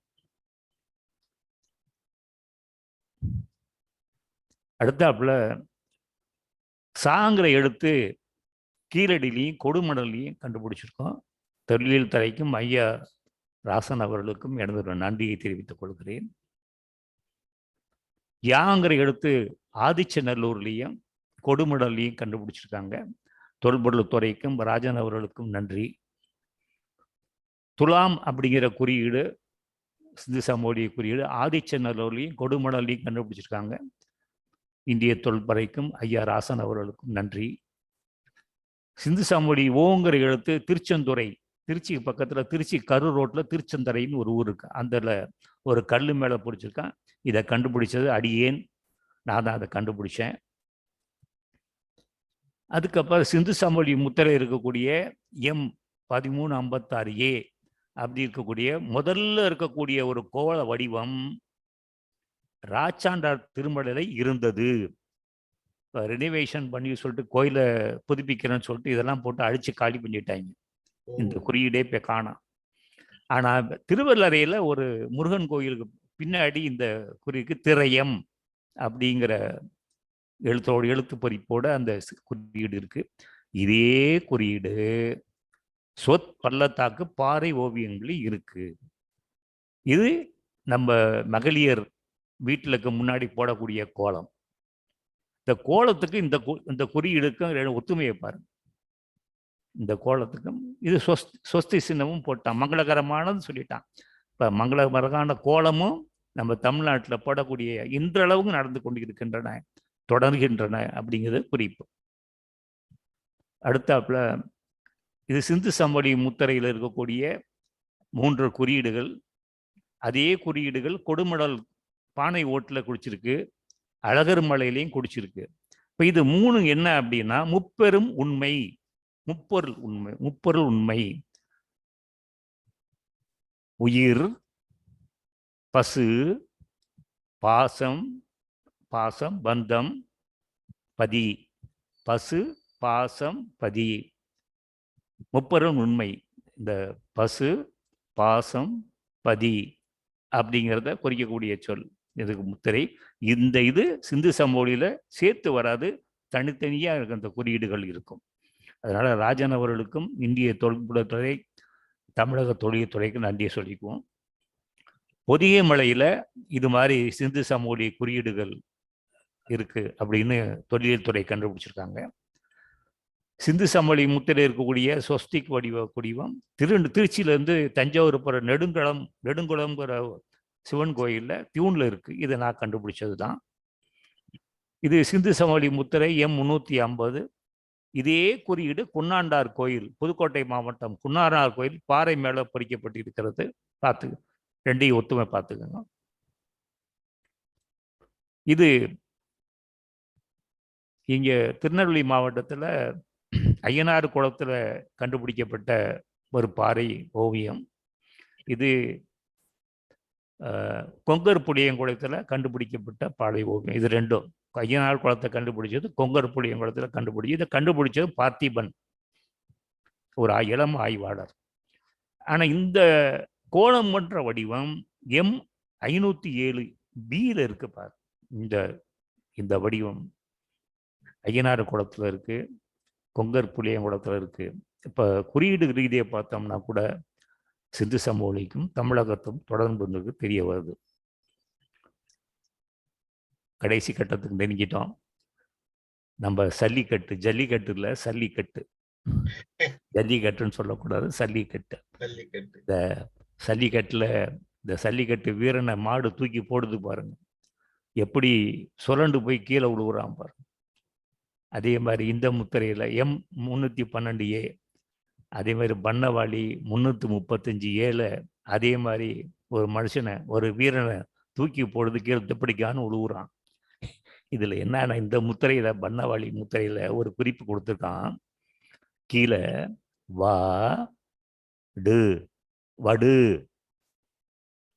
வடுனா தழும்பு தானே, வடுக்கொள்ளுதல் அப்படின்னா வீர தழும்பு கொள்ளுதல். அப்போ இதுல மாடை பிடிக்கும் போது குத்தி தழும்பு வந்துச்சுன்னா வடுக்கொள்ளுதல், தீர வடு. அந்த சொல்ல ஷார்ட்டா குறிப்பா என்ன பண்ணிட்டான், வடு அப்படின்னு போட்டிருக்கான். அப்படின்னால சிந்து சமவெளிக்கும் தமிழகத்துக்கும் உள்ள தொடர்பு சல்லிக்கட்டு மூலியமா தெரியுது. இது சொன்னா எல்லாத்துக்கும் ரொம்ப சந்தோஷம். இது எல்லாரும் தெரிஞ்ச விஷயம். அப்ப முடிவுரைக்கு வந்துடுறோம். இது என்னுடைய முடிவு, நீங்களே ஏற்றுக்கணும்னு நினைக்கிறேன். கருத்துக்கள் தான் சொல்லலாம். சிந்து சமவெளி நாகரிகம், பழந்தமிழர் நாகரிகம். சிந்து சமவெளி நாகரிக மொழி செந்தமிழ். சிந்து சமவெளிக்கும் பழந்தமிழ் நாட்டிற்கும் நாகரிக தொடர்பு இருந்து உள்ளது. எழுதும் முறை இடமிருந்து வளம். இதெல்லாம் டிக்ளேர் பண்றான். இதெல்லாம் இன்னும் புரியாம இருக்கு. சொற்கள் தொல்லிலக்கண முறைப்படி எழுதப்பட்டுள்ளன. சிந்து சமவெளி நாகரிக முத்திரை குறியீடுகளையும் எழுத்துக்களையும் தமிழர்களால் மட்டுமே படிக்க முடியும். இதுதான் முக்கியம். வேற யாராலும் படிக்க முடியாது. நான் இது ஐயாவிட்ட நான் ரெஜிஸ்டர் பண்றேன், பதிவு பண்றேன். தமிழர்களால் மாத்திரம்தான் சிந்து சமவெளியத்தில் படிக்க முடியுமே ஒழிய, ஏன்னா அங்க இருக்கிறது தமிழ் தான். வேற யாராலும் வெள்ளைக்காரனாலாம் படிக்க முடியாது அப்படிங்கிறத சொல்லி மகிழும் அன்பும் நன்றியும் கூறி என்னுடைய சிற்ற அறிவுக்கு தெரிந்ததை உங்களுக்கு நான் பதிவு பண்ணியிருக்கிறேன். இந்த கேமரா தெரியுதா என்னன்னு தெரியல. கேமரா தெரியுதா? நீங்க தெரியல. போடுறேன். கேமரா ஆன் பண்ணுங்க. இப்ப தெரியுது. இப்ப தெரியுதா? இப்ப தெரியுது. சிந்து சமவெளி நாகரிக முத்திரைகளில் செந்தமிழ் தொல் இலக்கண இலக்கிய சோடுகளுங்கிற நூல் பதிவிட்டோம். இது இணையதளத்துல நம்ம தமிழால் இணையதளத்துல நம்ம வெளியிட்டோம் அப்படிங்கிறத பெருமையோடையும் தெரிவித்துக் கொண்டு எனக்கு வாய்ப்பளித்த ஐயா ஸ்டீபன் ஐயா அவருக்கு நன்றியை கூறுகிறேன். வணக்கம். மகிழ்ச்சி மகிழ்ச்சி. எல்லாரும் ஒரு முறை கை தட்டுவோம். மைக் ஆன் பண்ணிட்டு கை தரலாம்.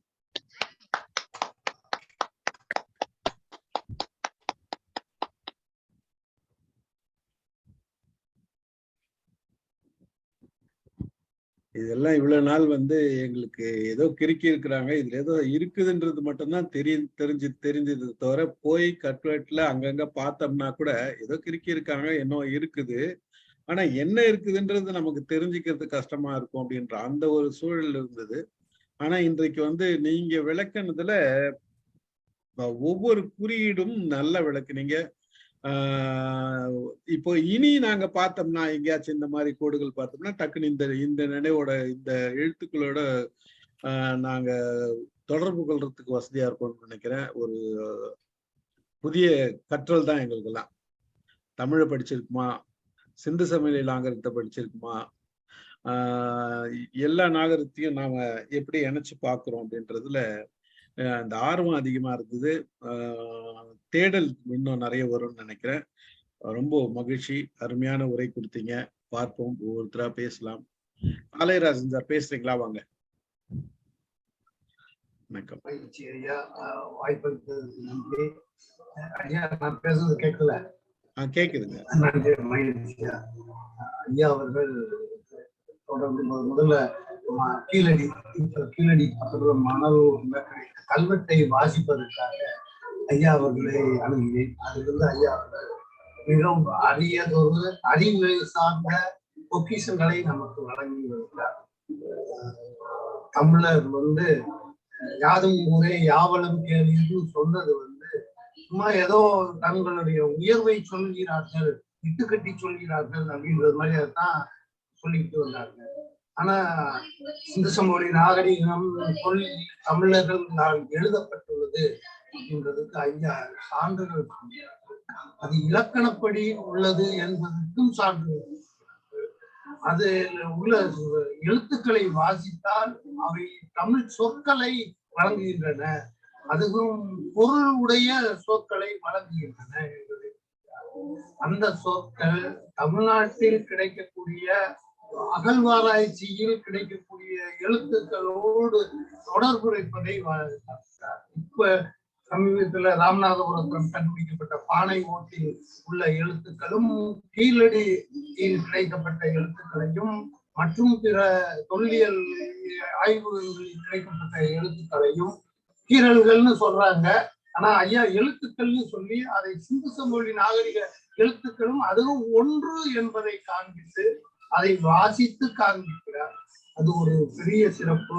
இதில் பானை ஓட்டில் எழுத்து முடிவாக எழுதப்பட்டது. அதனால அது இடமிருந்து வளமாக வந்து முத்திரை இன்னொரு இடத்துல கொண்டு போய் பதிக்கும் பொழுது இடமிருந்து வளமாகிறது, வளம் இருந்த இடமாக மாறும், வளம் இருப்பது இடமாகும். அதனால் முத்திரையில் உள்ளது வளம் இருந்த இடமாகவும் ஆணை ஓட்டில் இடமிருந்து வளமாகவும் உள்ளது என்பதை நிரூபிக்கிறார். ஆக எல்லா விதத்திலும் அது தமிழர்களுடைய நாகரீகம், தமிழர்களுடைய எழுத்துக்கள் என்பதை ஐயா அவர்கள் நிரூபிக்கிறார். நமது IAS அதிகாரிகள், இந்திய ஆட்சிப்பணி அதிகாரி பாலசுப்ரமணியன் ஐயா அவர்கள் வந்து சிந்து சமவெளி நாகரீகத்தை சுற்றியுள்ள 300-400 ஊர் பெயர்களை எல்லாம் தொகுத்து அந்த ஊர் பெயர்கள் எல்லாம் தமிழில் உள்ளன என்பதை நிறுவி வந்தாங்க. அது காளிராஜன் மன்னிக்கணும், மற்றவங்க உங்களுக்கு நல்லா தெரியும். நீங்க மற்றவங்க வாழ்த்து சொல்றதை விட கேள்விகளை கேட்டாங்கன்னா அது என்னுடைய அறிவு வளர வரும். அதனால அவங்க கேள்விகள் கேட்கட்டும். வாழ்த்துறது அப்புறம் இருக்க, வாழ்த்துறதும் தூத்துறதும் அதை பத்தி கவலை வேண்டாம். கேள்விகளை கேட்கட்டும். கேள்வி கேட்டாதான் அறிவு வளரும். அதனால மற்றவங்க கேள்வி கேட்க நம்ம நேரத்தை ஒதுக்குவோமாக. ஐயா அவர்களே, உண்மை உண்மை. ஒரே ஒரு சிறப்பு மட்டும், தேவகோட்டையில நடந்த கல்லூரி நிகழ்ச்சியில ஐயா அவர்கள் இதை மாணவர்கள் மத்தியில சொன்னாங்க. 2 மணி நேரம் இந்த மாணவர்கள் சிந்து சமவெளி முத்திரைகளை எல்லாம் வாசித்து காட்டினார்கள். அந்த ஒரு சிறப்பு ஐயாவிடம் உள்ளது என்று கூறி ஐயா அவர்களால் தமிழர்களும் தமிழர்களுடைய தொன்மையும் தமிழ் எழுத்துக்கள் சிந்து நாகரிகத்தில் உள்ளது என்பதையும் நிறுவி வருகிறார்கள். ஐயா அவர்களை போற்றுகிறோம், வணங்குகிறோம். வாய்ப்பளித்த ஐயா ஸ்டீபன் சிங்கமணி அவர்களுக்கு நெஞ்சார்ந்த நன்றிகளும் வணக்கங்களும். நன்றி. ஸ்டீபன் சார், சொல்லுங்க சார். கேள்விகள் கேட்டாங்கன்னா எனக்கு கொஞ்சம் எக்கோ அடிக்கும். அந்த கேள்வி கேட்கும் போது எனக்கு புரியலன்னா கொஞ்சம் கேட்டு சொல்லுங்க எனக்கு. நிச்சயமா நிச்சயமா. கேள்வி கேளுங்க. பாராட்டுறதெல்லாம் வேண்டாம். இனிமே எனக்கு இந்த வயசுல பாராட்டி எனக்கு என்ன ஆக போகுது? எனக்கு பாடையில போற காலத்துல பாராட்டி என்ன பண்ண போறீங்க? ஸ்ரீதர் சார் வாங்க சார், பேசுறீங்களா?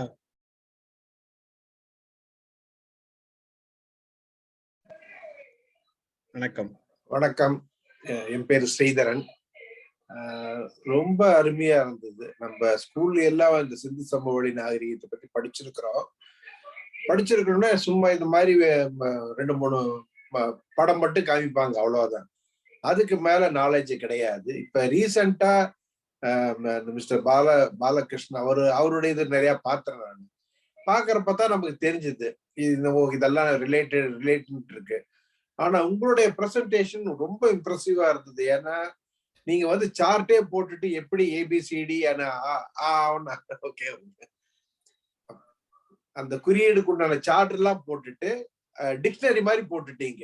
அதனால இப்ப ஒரு 10-15 தடவை பார்த்தோம்னா அந்த நம்ம எங்க இந்த குறியீடை பார்த்தாலும் உங்க சார்ட்டை வச்சு பார்த்தோம்னா அந்த டிக்ஷனரி மாதிரி நம்மளே கொஞ்சம் படிக்கலாம்னு தெரியுது. ஏன்னா இது வரைக்கும் பார்த்ததெல்லாம் பார்த்தோம்னா எல்லா பக்கம் ஓகே லைனா போட்டிருக்கிறாங்க, அல்லது இப்படி போட்டிருக்காங்க அப்படி போட்டிருக்காங்கன்னு தான் தெரியும்.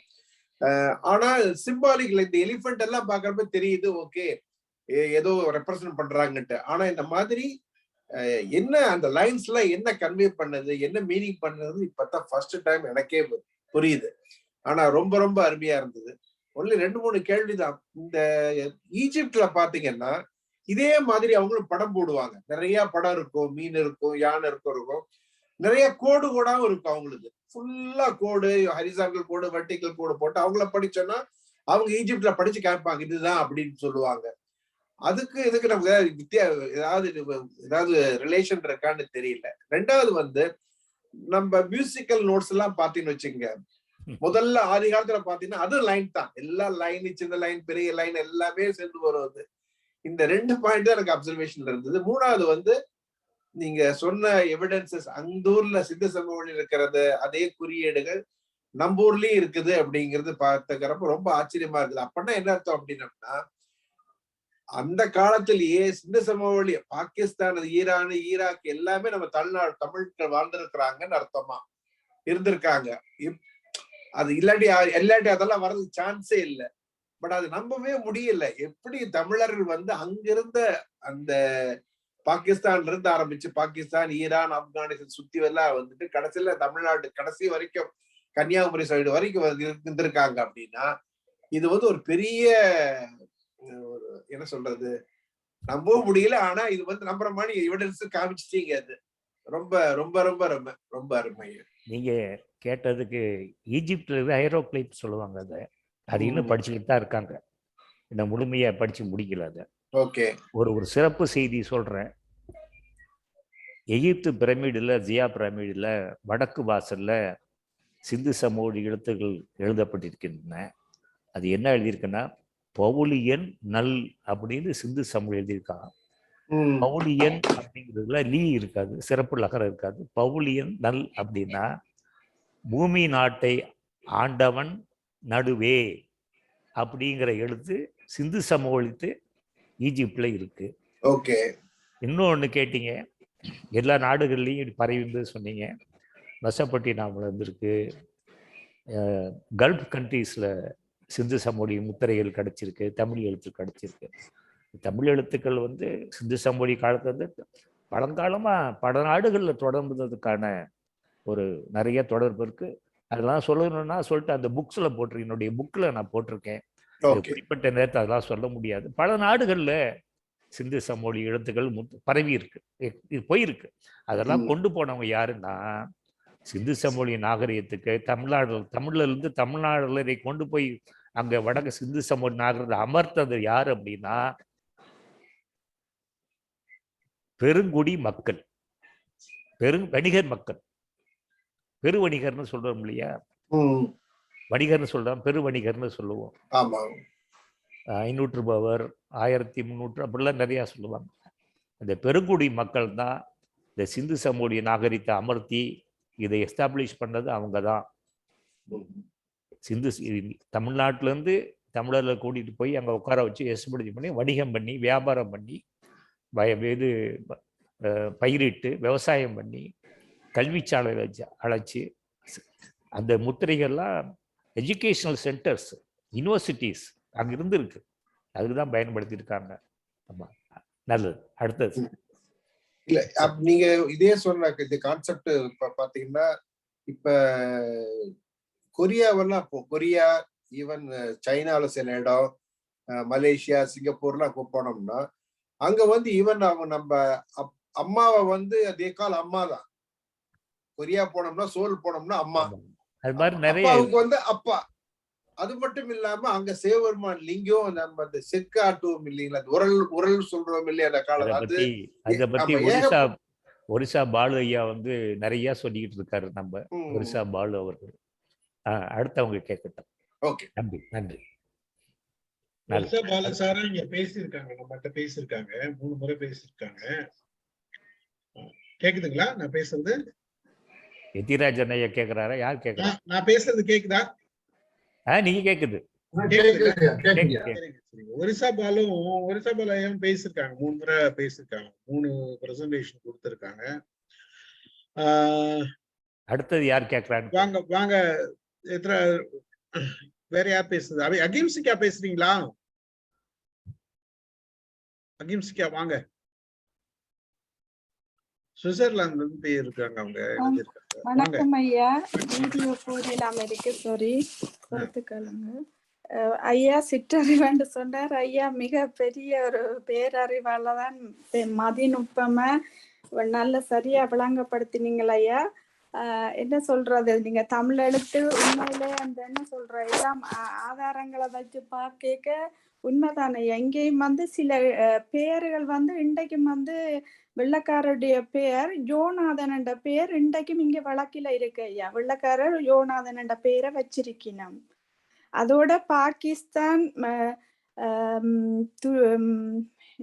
எகிப்து நண்பிகள் கூட என்னோட இருக்கு. அவையோட கலாச்சாரத்துக்கும் எங்கட கலாச்சாரத்துக்கும் நிறைய ஒற்றுமைகள் இருக்கு. அந்த சாப்பிட கூப்பிட்டா கூட எங்களை மாதிரி நிலத்தில இருந்து சாப்பிடுற பண்பாடு, அடுத்தது நம்பிக்கைகள், அந்த நாங்கள் சிலது பாக்குற மாதிரி அவைட்டையும் அந்த நம்பிக்கைகள் எல்லாம் இங்க காணப்படுது. மற்றது நீங்க சொன்ன தமிழ் எழுத்து, இப்ப அது வெள்ளக்காரனாரு நாங்க மூடி இருக்கிற வாயை துறந்து ஆவண்டு ஒளி பிறக்கிறது எங்கட எழுத்து தானையா. அப்ப அதுல இருந்தே நாங்கள் அது எந்த நாட்டவருக்கும் பொருந்தும். அது பாகிஸ்தானாக இருந்தாலும் சரி, ஐரோப்பியராக இருந்தா, ஆங்கிலேயராக இருந்தாலும் நீங்க மூடி இருக்கிற வாயை துறந்தால் ஒலிக்கும் முதல் எழுத்து ஆ.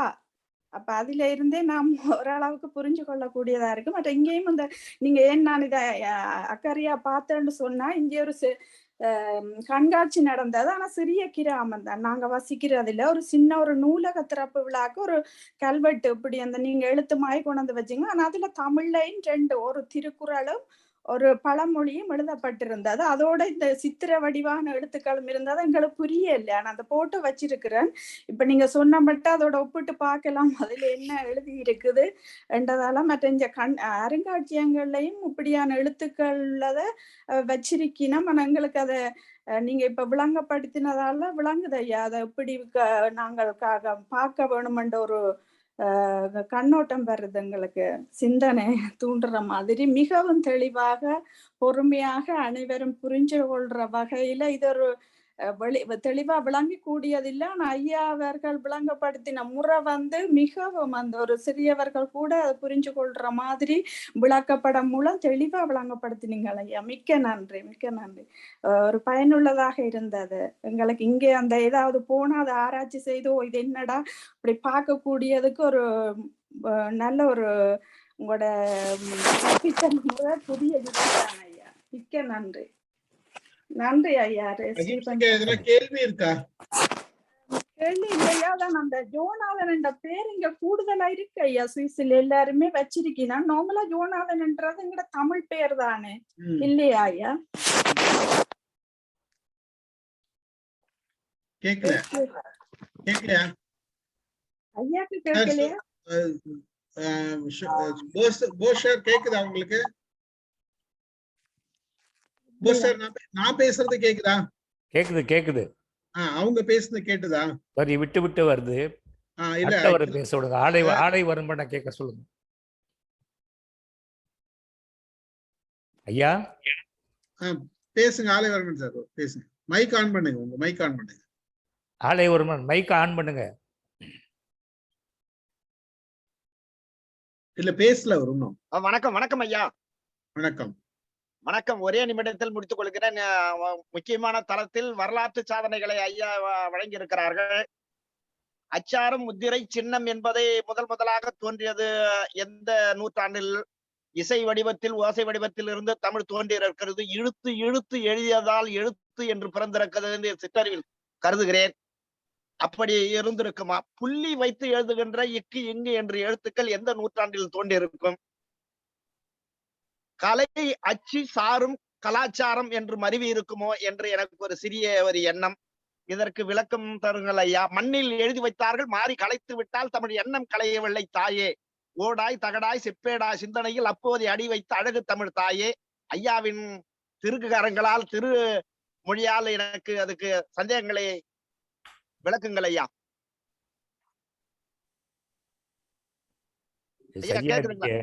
கேக்குறது எனக்கு சரியா புரியலீங்களா? அவர் என்ன கேக்குறாரு ஐயா? அதாவது உங்களுக்கு அந்த மெய்யெழுத்து புள்ளி வச்சு எழுதுறோம்ல நம்ம. ஆமா ஆமா. இந்த முறை எப்போ எந்த நூற்றாண்டுல வந்திருக்கும், எப்போ வந்தது அப்படின்றத கேக்குறாரு. ஏதாச்சும் அந்த மாதிரி தகவல் இருக்கா அப்படின்றது கேக்குறாரு. நல்லது. அதாவது சிந்து சமோலி முத்திரையில இருக்கக்கூடிய தமிழ் எழுத்துக்கள்ல 2 எழுத்துக்களை தான் புள்ளி வச்சிருக்காங்க. ஒண்ணு இச்சு, ஒண்ணு இல்லு. இந்த 2ல தான் அதிகமா புள்ளி வச்ச எழுத்து வருது. இங்கு அப்படிங்கிற இடத்துல கூடிய எழுத்துல ஒரு முத்திரையில அந்த புள்ளி வருது. அதனால அந்த ஒரு முத்திரையை வச்சு நான் கணக்கெடுக்க முடியாது. இச்சு இல்லு இந்த 2 பள்ளிக்கூடத்துக்கு வர்ற இல்லு அந்த எழுத்துக்களை தான் புள்ளி வச்சிருக்காங்க. ஏன் இந்த புள்ளி வைக்கிறது இல்லை அப்படின்னா அதை அடையாளம் பண்றது கஷ்டமா இருக்குமோ அப்படிங்கிற ஒரு எண்ணம். அப்படிதான் ஒழிய அதோடைய தொடர்ச்சி கூட நம்ம தமிழ் எழுத்தில் கூட புள்ளி வைக்கிறது கிடையாது. நம்ம யூகித்தான் படிக்கணும். கல்வெட்டுகள்ல கூட புள்ளி வச்ச எழுத்துக்களை பார்ப்பது கடினம். புள்ளி வச்ச எழுத்துக்களை நீங்க பார்க்கணும்னா பொதுவாண்டுக்கு பின் 5ஆம் நூற்றாண்டு சேர்ந்த பூடாங்குறிச்சி மதகுமலை கல்வெட்டுல புள்ளி வச்ச எழுத்துக்களை நீங்க பார்க்கலாம். புதுக்கோட்டை மாவட்டம் புள்ளி வச்ச எழுத்துக்களை பார்க்கலாம்.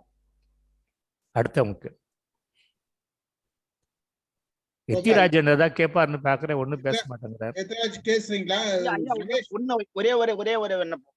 எழுத்து என்ற வார்த்தையை இழுத்து இழுத்து எழுதியதால் எழுத்து என்று சொல்லப்படுகிறது என்று பலரால் தெரிந்து கொள்கிறேன் ஐயா. சரியா என்று ஐயா தெரிவித்தால் நல்லா இருக்கும். எழுத்து என்ற வார்த்தை இழுத்து இழுத்து எழுதியதால். ஐயா அதுக்கு ஒரு பாடலே இருக்கு, எழுத்தனப்படுவேன்னு சொல்லிட்டு ஒரு பாடலே இருக்கு. அது உங்களுக்கு தெரியும், தெரிஞ்சுக்கிட்டு என்கிட்ட கேக்குறீங்க. தெரிஞ்சுக்கிட்டு ஏன் கேக்குறீங்க? இல்ல தெரியாத கேளுங்க, தெரிஞ்சுக்கிட்டு கேட்கறது தவறு. ஏன்னா அதெல்லாம் நான் புக்கில் போட்டிருக்கேன். எழுத்தனப்படுவேன் அப்படிங்கிறதெல்லாம் எழுத்து எப்படி வந்ததுங்கிறத பத்தி இந்த நூலில் போட்டிருக்கேன். ஒரு மணி நேரத்தில் எவ்வளவு சொல்ல முடியுமோ அவ்வளவுதான் சொல்ல முடியும். தெரிஞ்சுக்கிட்டு கேள்வி கேட்காதீங்க தயவுசெய்து. இது மாதிரி கேள்வி கேட்டீங்கன்னா நான் தெரியாத மாதிரி நினைச்சுக்குவேன். நான் எத்திராஜன் கேளுங்க. ஐயா வணக்கம் ஐயா. தாம் இரும்புறது உலகின் புறம் கண்டு காமுறுவர் கற்றறிந்தார். அதற்கு இலக்கணம். இரண்டாவது, எங்களின் சுவஹத்தி பொருள் நீங்க தான். சுவஹத்தி பொருள் நீங்க, வேற ஒன்றும் இல்ல. இந்த இந்த சிந்து சமவெளி, அரப்பா, மொகஞ்சதாரோ நாகரிகத்துல தமிழ் எழுத்துக்களை நீங்க ஆய்வு செஞ்சா போல இந்திய மொழிகளில் வேறு யாராவது ஆய்வு செஞ்சிருக்காங்களா? அவங்க இந்த மாதிரி மொழி ஆராய்ச்சி செய்து இந்த மாதிரி இப்ப நாம சொல்ற மாதிரி இது இந்த மாதிரி எங்க மொழியில இருக்கு அப்படின்னு ஏதாவது சொல்லியிருக்காங்களா? இரண்டாவது, நீங்க அங்க இருக்கிற ஊர்களுக்கு தமிழ் பெயர்கள் இருந்ததுன்னு சொல்றீங்க, அதனுடைய பெயர்களை சொல்ல முடியுமா? ரெண்டாவது, இதனுடைய பரிணாமம் என்னது? இது அடுத்த கட்டம் எந்த லெவலுக்கு கொண்டு போவோம்? இப்ப கீழடியில இருக்கிறதுக்கும் இதுக்கும் என்ன அந்த சம்பந்தம் இருக்கா? கீழடி ஆராய்ச்சிக்கும் அந்த மொகஞ்சதாரோ சிந்து சமவெளி நாகரிகத்துக்கும் தொடர்பு இருக்கிறதா என்பதை தெளிவுபடுத்துறேன் ஐயா. நன்றி. கீழடிக்கும் சிந்து சமவெளிக்கும் உள்ள தொடர்பை பற்றி தான் பட்டியலிட்டே காட்டினமே முதல்ல. அது துரியாதீதன் குறியீடை கண்டுபிடிச்சிருக்காங்க. இது நிறைய கீழடியில் கண்டுபிடிச்ச குறியீடுகளை ஒவ்வொரு குறியீடுகளும் விளக்க சொல்லலாம்.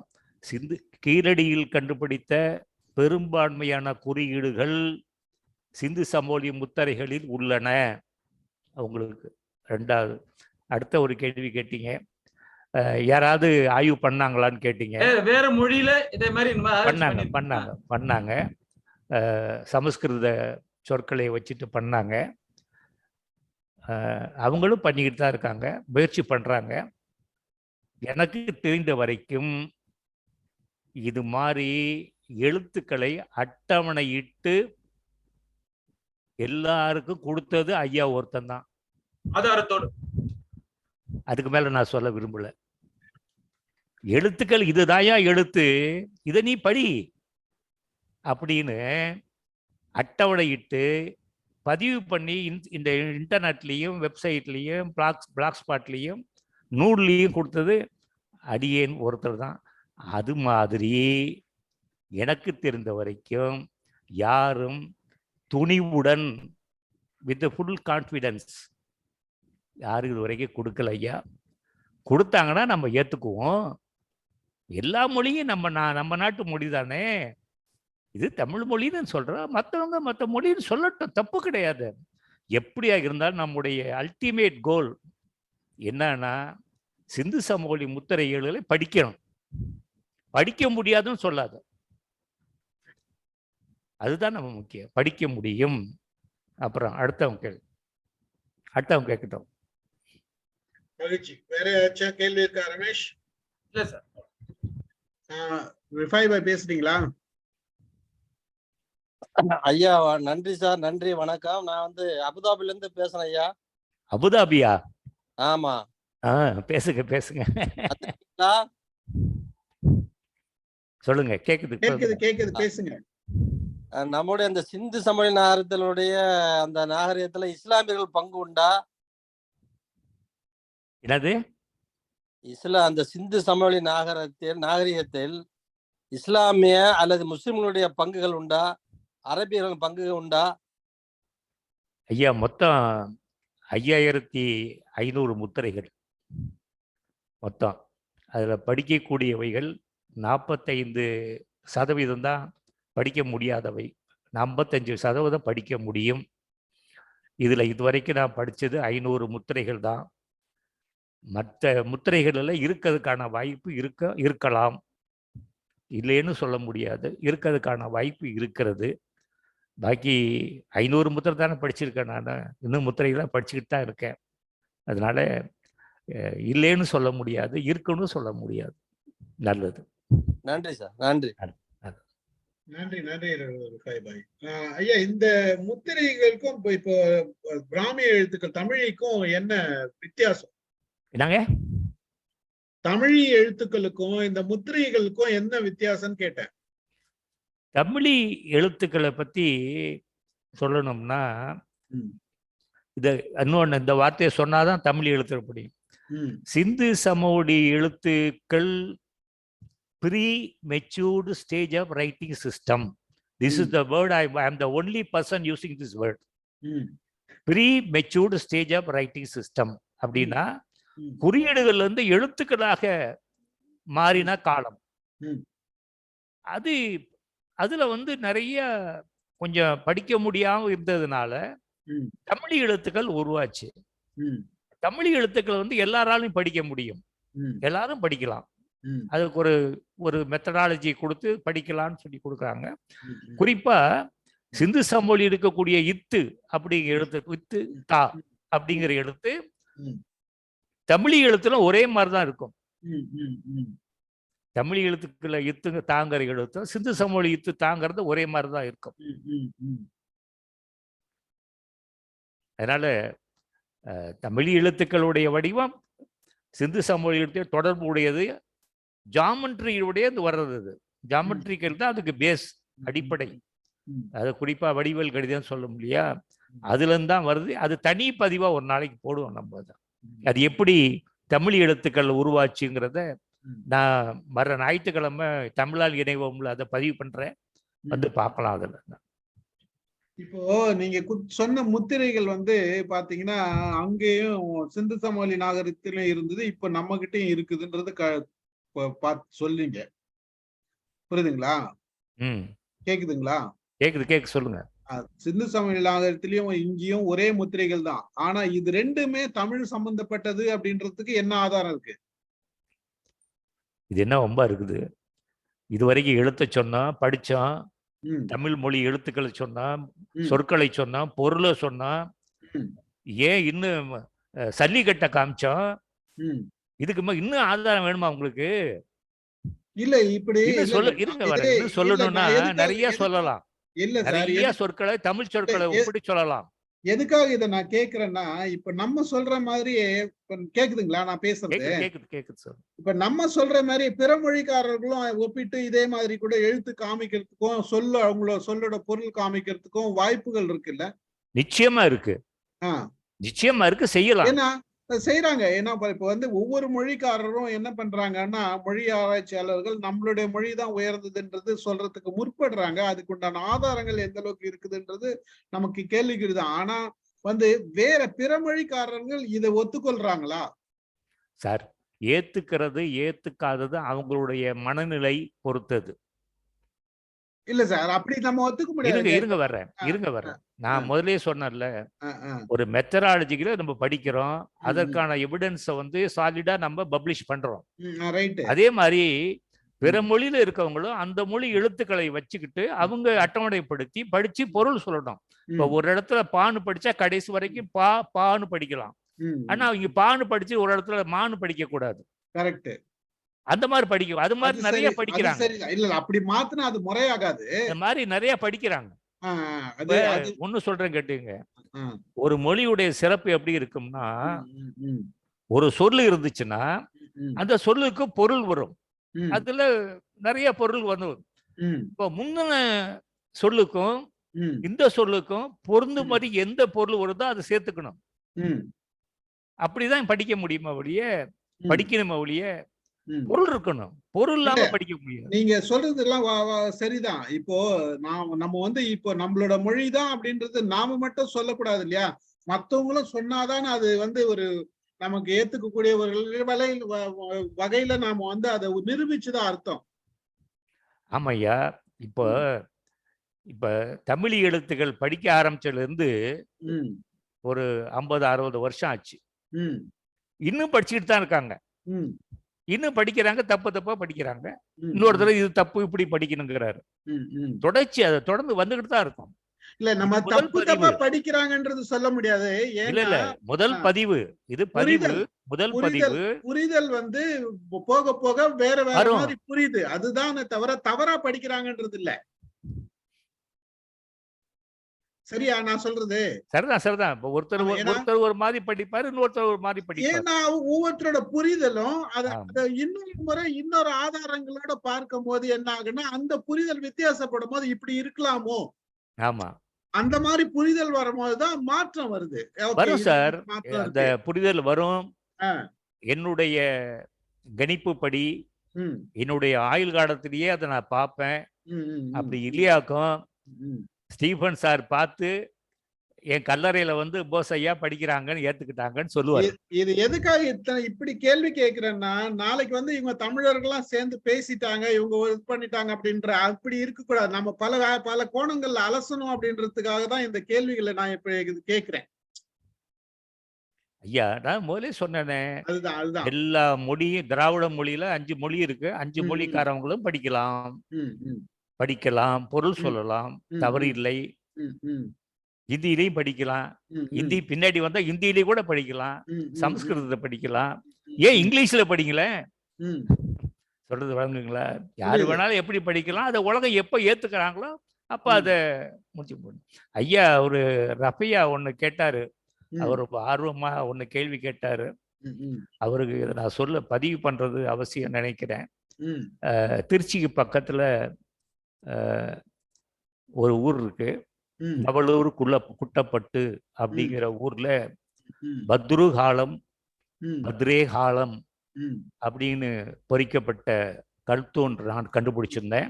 ம், ம், அது கண்டுபிடிச்சு குறைஞ்சது ஒரு 20 வருஷம் இருக்கும். ம், ம். அதனால இஸ்லாமிய ஒரு அரபி மொழியை சார்ந்த கல்வெட்டுகளும் தமிழகத்துல இருக்கு.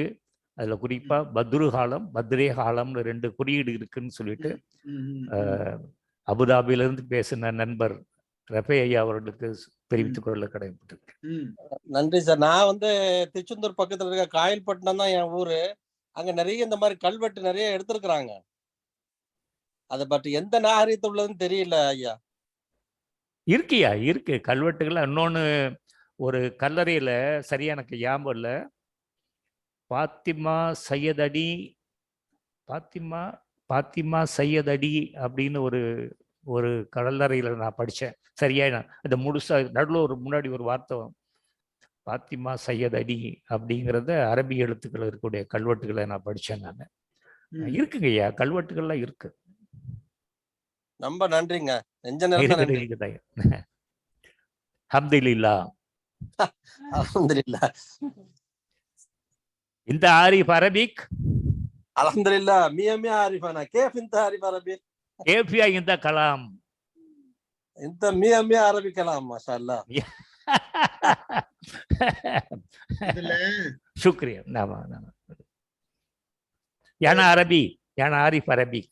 சார் இல்ல கேஃப் இந்த ஆரிஃப் அரபி இந்த இஜ்லிஸ் சவுதியா அப்படின்னா எனக்கு அரபி தெரியும்னு சொல்றேன். யானா அரபின்னா எனக்கு அரபி தெரியும். ஆமா, எங்க இருந்தீங்கன்னா நல்லது நல்லது. இல்ல அவர் சார், நீங்க வெளிநாட்டுல எங்க அரபியல் நாடுகள்ல இருந்தீங்களா, மிடில் ஈஸ்ட்ல இருந்தீங்களான்னு கேக்குறேன். இல்ல, நான் சூடான்ல ஒரு 3 வருஷம் ஒர்க் பண்ணேன். ஆய்வா மாஷா அல்லாஹ். இந்த கொய்ஸ் அல்ஹம்துலில்லாஹ். இந்த கொய்ஸ் அல்ஹம்துலில்லாஹ். கோய்ஸ். சார் நல்லது நல்லது. சார் இங்க பாருங்க, இது இந்த செவுத்துல பாருங்க, இந்த குறியீடு பாருங்க. இது வந்து இடைக்கல் கேவ் அப்படின்ட்டு கேரளால இது இங்க கிறுக்கி இருக்காங்க தெரியுங்களா? எடக்கல்ல கூட 2-3 சிந்து சமவெளி குறியீடு இருக்கு. சிந்து சமவெளி குறியீடு இருக்கு. தமிழோட இதுவும் சமஸ்கிருதத்தோட இதுவும் இருக்கு. ஆனா வந்து அங்க இருக்கிறது பூரா இந்த இதுதான் வரைபடம் மாதிரிதான் வரைஞ்சிருக்காங்க. இது ஃபுல்லாவே சுத்தி வரைஞ்சிருக்காங்க. அந்த இடத்த பத்தி ஏதாச்சும் செய்தி இருக்கா உங்ககிட்ட? எனக்கு அந்த எடக்கல்ல நான் 2 குறியீடு பார்த்தேன். சரிங்க. ஒண்ணு துலாம் குறியீடு ஒண்ணு இருந்தது. அப்புறம் இந்த ஏணி மர குறியீடு ஒண்ணு இருந்தது. அது நான் பார்த்த வரைக்கும் சொல்றேன் நான். ம், ம், எடக்கல்ல ம், அந்த புக்ஸ் ஒன்று என்கிட்ட இருந்தது. ம், அதுல பார்க்கும்போது 2-3 குறியீடுகளை அடையாளம் பண்ண முடியுது. எடக்கல்லையும் இருக்கு ம், ம், ம், இருக்கு ம். சிந்து சமவெளி குறியீடுகள் எடக்கல்லையும் இருக்கு. ம்ஹும், ம்ஹும், ம்ஹும், ம்ஹும். அதான் அங்க வந்து நான் சுத்தி சுத்தி போட்டோ எடுத்தேன். ஆக்சுவலா ஆ. அதுல வீடியோவும் எடுத்திருக்கேன். நான் அங்க இருக்கிற எக்ஸ்பிளைன் பண்ணாரு. ஒரு 6000 வருஷத்துக்கு முன்னாடி இது வந்து இங்க மக்கள் வாழ்ந்த விஷயம் அப்படின்னு சொல்லிட்டு அங்க அவங்க பயன்படுத்தின மொழி தான் அங்க இருந்தா. அதுக்கப்புறம் தொடர்ந்து அங்க இருந்து வந்தவங்க எல்லாம் அவங்களுக்கு தேவையான விதத்துல அந்த இடத்துல எழுதியிருக்காங்க அப்படின்றத சொன்னாரு. தொடர்ந்து 6000 வருஷத்துல இருந்ததுல இருந்து தொடர்ந்து அங்க யாரெல்லாம் வந்து வசிச்சாங்களோ அவங்களுக்கு தேவையான வகையில அந்த மொழியில அவங்களோட பயன்பாட்டுல இருந்தது எழுதியிருக்காங்க அப்படின்ற செய்தியை சொன்னாரு. அது நான் பார்த்ததுல எனக்கு அந்த ஃபுல்லா ஓவிய எழுத்துக்கள் தான், எல்லாமே ஓவிய எழுத்துக்கள் தான், ஓவியங்களாக தான் இருந்தது. ஆனா கிறுக்கல் மாதிரி இல்ல, கோடு வரி வடிவ ஓவியங்கள், எல்லாமே வரி வடிவ ஓவியங்களா தான் இருந்தது. நான் கேக்குதா நான் பேசுறது? அவருக்கு சார் கேட்கலன்னு நினைக்கிறேன். கட் ஆயிடுச்சு சாரோடது. அவங்க அந்த குறிப்பிட்ட நேரத்துக்கு அந்த ஏதாச்சும் ஒரு இனிப்பு சாப்பிடணும், சுகர் லெவல் குறையும், அதனால ஐயா படிப்பாரு. இல்ல அவரது லைன் பிரச்சனை, அது இன்டர்நெட் பிரச்சனைன்னு நினைக்கிறேன்.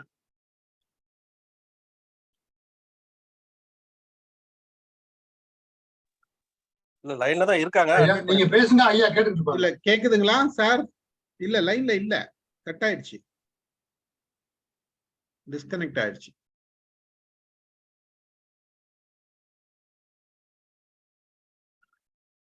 டிஸ்கனெக்ட் ஆயிடுச்சுன்னு நினைக்கிறேன். இதுல வேற யாருக்காச்சும் ஏதாச்சும் சந்தேகங்கள் இருக்கா? ஒரே ஒரு என்னுடைய கருத்து மட்டும்தான். பிற மொழியாளர்கள் இதை ஆராயலாம், நல்ல சொல்லலாம். இதுவரைக்கும் யாரும் அப்படி ஆராய்ந்ததாக தெரியவில்லை. முழுமையாக ஆராய. இவர் வந்து என்ன செய்யறாருன்னா தொல்காப்பிய இலக்கணத்தோடு இந்த மொழி வடிவ வாசிக்கிறார். அந்த இலக்கணம் வாசிக்கக்கூடிய சொல்லுக்கு பொருள் சொல்லிக்கிறார். அந்த குறியீடுகள் கீழடியிலையும் தமிழகத்தில் உள்ள இடங்கள்லையும் கிடைக்கிறத சொல்றார். இந்த மாதிரியான ஒரு ஒப்புமை மற்ற இடங்கள்ல கிடைச்சா அதை ஏத்துக்கலாம்னு சொல்றாரு. அப்படி கிடைக்கிறது வரைக்கும் இதுதான். 3-4 சான்றுகளை கொண்டாந்து பொருத்திடுறார். எல்லாத்தையும் மற்ற மொழியாளர்கள் அவங்கள்ட்டையும் அது மாதிரி எங்க இலக்கணத்தையும் அப்படி இருக்குன்னு சொல்லணும். அவங்க அப்படி செஞ்சாலும் நம்ம தென்னிந்திய மொழிகளான தமிழ், மலையாளம், தெலுங்கு, கன்னடம் இப்படி எல்லாம் செய்ய முடியும். அவங்களுடைய வரி வடிவங்கள்ல இருந்து இந்த ஒளி வடிவங்கள்லாம் மாறிடுச்சு. இந்த தமிழ் மட்டுமே இந்த சமஸ்கிருதம் கலக்காம முழுமையான மொழியாக. ஒரு நிமிஷம், அவரோட கால் தான், ஐயாவோட கால் தான், ஒரு நிமிஷம்.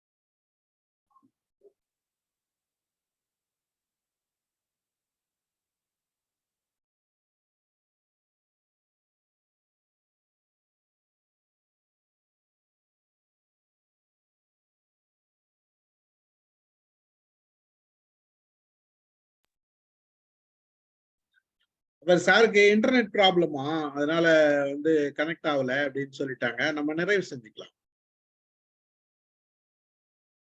மகிழ்ச்சி, நன்றி. வேற யாருக்காச்சும் சந்தேகங்கள் இருந்ததுன்னா நம்ம கேட்டு வைப்போம். அவர் வந்த பிறகு கேட்டுக்கலாம்னு நினைக்கிறேன் நான். நீங்க சொன்ன மாதிரி ஒரு பல சான்றுகள் கொடுத்தாரு, அந்த சான்றுகளை ஒப்பிடவும் செய்தாரு. நான் எதுக்காக இந்த கேள்வியை கேட்டேன்னா, இது மற்றவர்கள் கேட்கும் பொழுது நாமளே கேட்டுக்கிட்டோம்னா நமக்குள்ள ஒரு தெளிவு இருக்குதுன்றத மற்றவங்களும் புரிஞ்சுக்குவாங்கன்றதுதான்.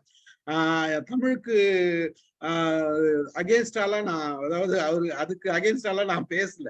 பட் இருந்தாலும் இந்த மாதிரி கேள்விகள் ஒவ்வொருத்தரும் கேட்பாங்க. மற்ற மொழி பேசுறவங்களுக்குள்ள இவங்களே சொல்லிக்கிறாங்க, இவங்க புகழ உழைத்திக்கிறாங்க அப்படின்னு சொல்லுவாங்களே தவிர, பட் உள்ளது என்ன அப்படின்றது அவங்களும் ஆராய்ச்சி பண்ணி சொல்லணும்ன்ற கருத்து தானே தவிர. நீங்க கேட்டது அருமையான தகவல். அதனாலதான் அதை கேட்டேன். மற்ற மொழிக்காரங்க நம்மளை பார்த்து சொல்லணும் இது தமிழ்ல எழுதப்பட்டதுதான் அவங்க சொல்ற வரைக்கும் எனக்கு ஒரு திருப்தி என்னன்னா, கேரளால வந்து அவங்க அழுத்தி சொன்னாங்க தமிழ் அந்த காலத்துல எழுதின மொழி இங்க இருக்குது அப்படின்னு. இடைக்கல் கேவ்ல வந்து அவரு சொன்னாரு இவ்வளவு காலத்துக்கு அப்புறம் இருந்ததுன்னு சொல்லுவாங்க. சார் ஸ்ரீதர் சார் சொல்லுங்க. இந்த சான்ஸ்கிரிட்ட பத்தியும் நிறைய ரிசர்ச் போயிட்டு தான் இருக்குது. அதுதான் அவங்கள கேட்டா அவங்க வந்து சொல்றாங்க சான்ஸ்கிரிட் தான் ஃபர்ஸ்ட் மொழி அப்படிங்கிறாங்க. அது மட்டும் இல்லாம இன்டர்நெட் எல்லாம் போட்டோம்னா நிறைய சைட்ல பார்த்தோம்னா சான்ஸ்கிரிட் தான் ஃபர்ஸ்ட், தமிழ் செகண்ட் அப்படின்னு காமிக்குது. சோ நிறைய கன்ஃபியூஷன். இன்டர்நெட்ல வந்து இவங்களா கிரியேட் பண்ணி போட்டுக்கிறது. நம்ம வேற ஒண்ணும் இல்ல. இன்டர்நெட் சார் வந்துட்டாங்க. அந்த சான்ஸ்கிரிட்ட பார்த்தா சில பேர் சொல்றாங்க சான்ஸ்கிரிட் தான் ஃபர்ஸ்ட் இது, தமிழ் அதுக்கப்புறமேல அப்படின்னு இந்த மாதிரி கன்ஃபியூஸ் பண்ணுவாங்க. நிறைய இங்கிலீஷ் வெர்ஷன்ல பாத்தீங்கன்னா வேர்ல்டு இது வந்து சான்ஸ்கிரிட் தான் போட்டுருப்பாங்க. சான்ஸ்கிரிட் இல்ல சார், இப்ரு சொல்றான். இப்ரு தான் சொல்றான். ஆக்சுவலா பாத்தீங்கன்னா இப்ரு தான் அப்படின்றது நிறைய பேர் ரெக்கார்ட் பண்றாங்க. இப்ப நம்ம கூட ஒரு 1000 வெப்சைட் தமிழ் தான் சிறப்புன்னு கிரியேட் பண்ணி போட்டோன்னு வச்சுங்களேன், தட்டினா தமிழ் தான் வரும். நம்ம பண்ணல, வேற ஒண்ணும் கிடையாது விஷயம்.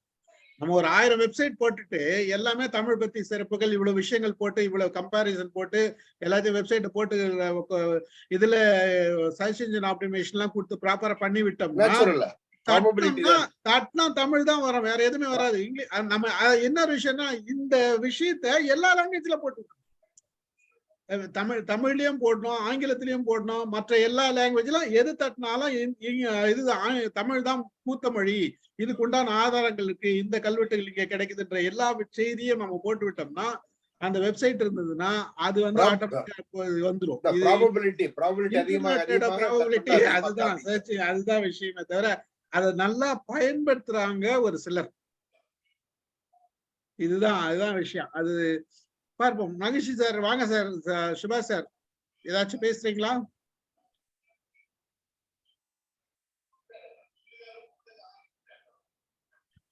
சரிங்க, இல்ல நன்றி. கலந்து கொண்ட அனைவருக்கும் நன்றி கூறுகிறேன். நிகழ்ச்சியை நிறைவு செய்கிறேன். நாளை பார்ப்போம். நன்றி சார்.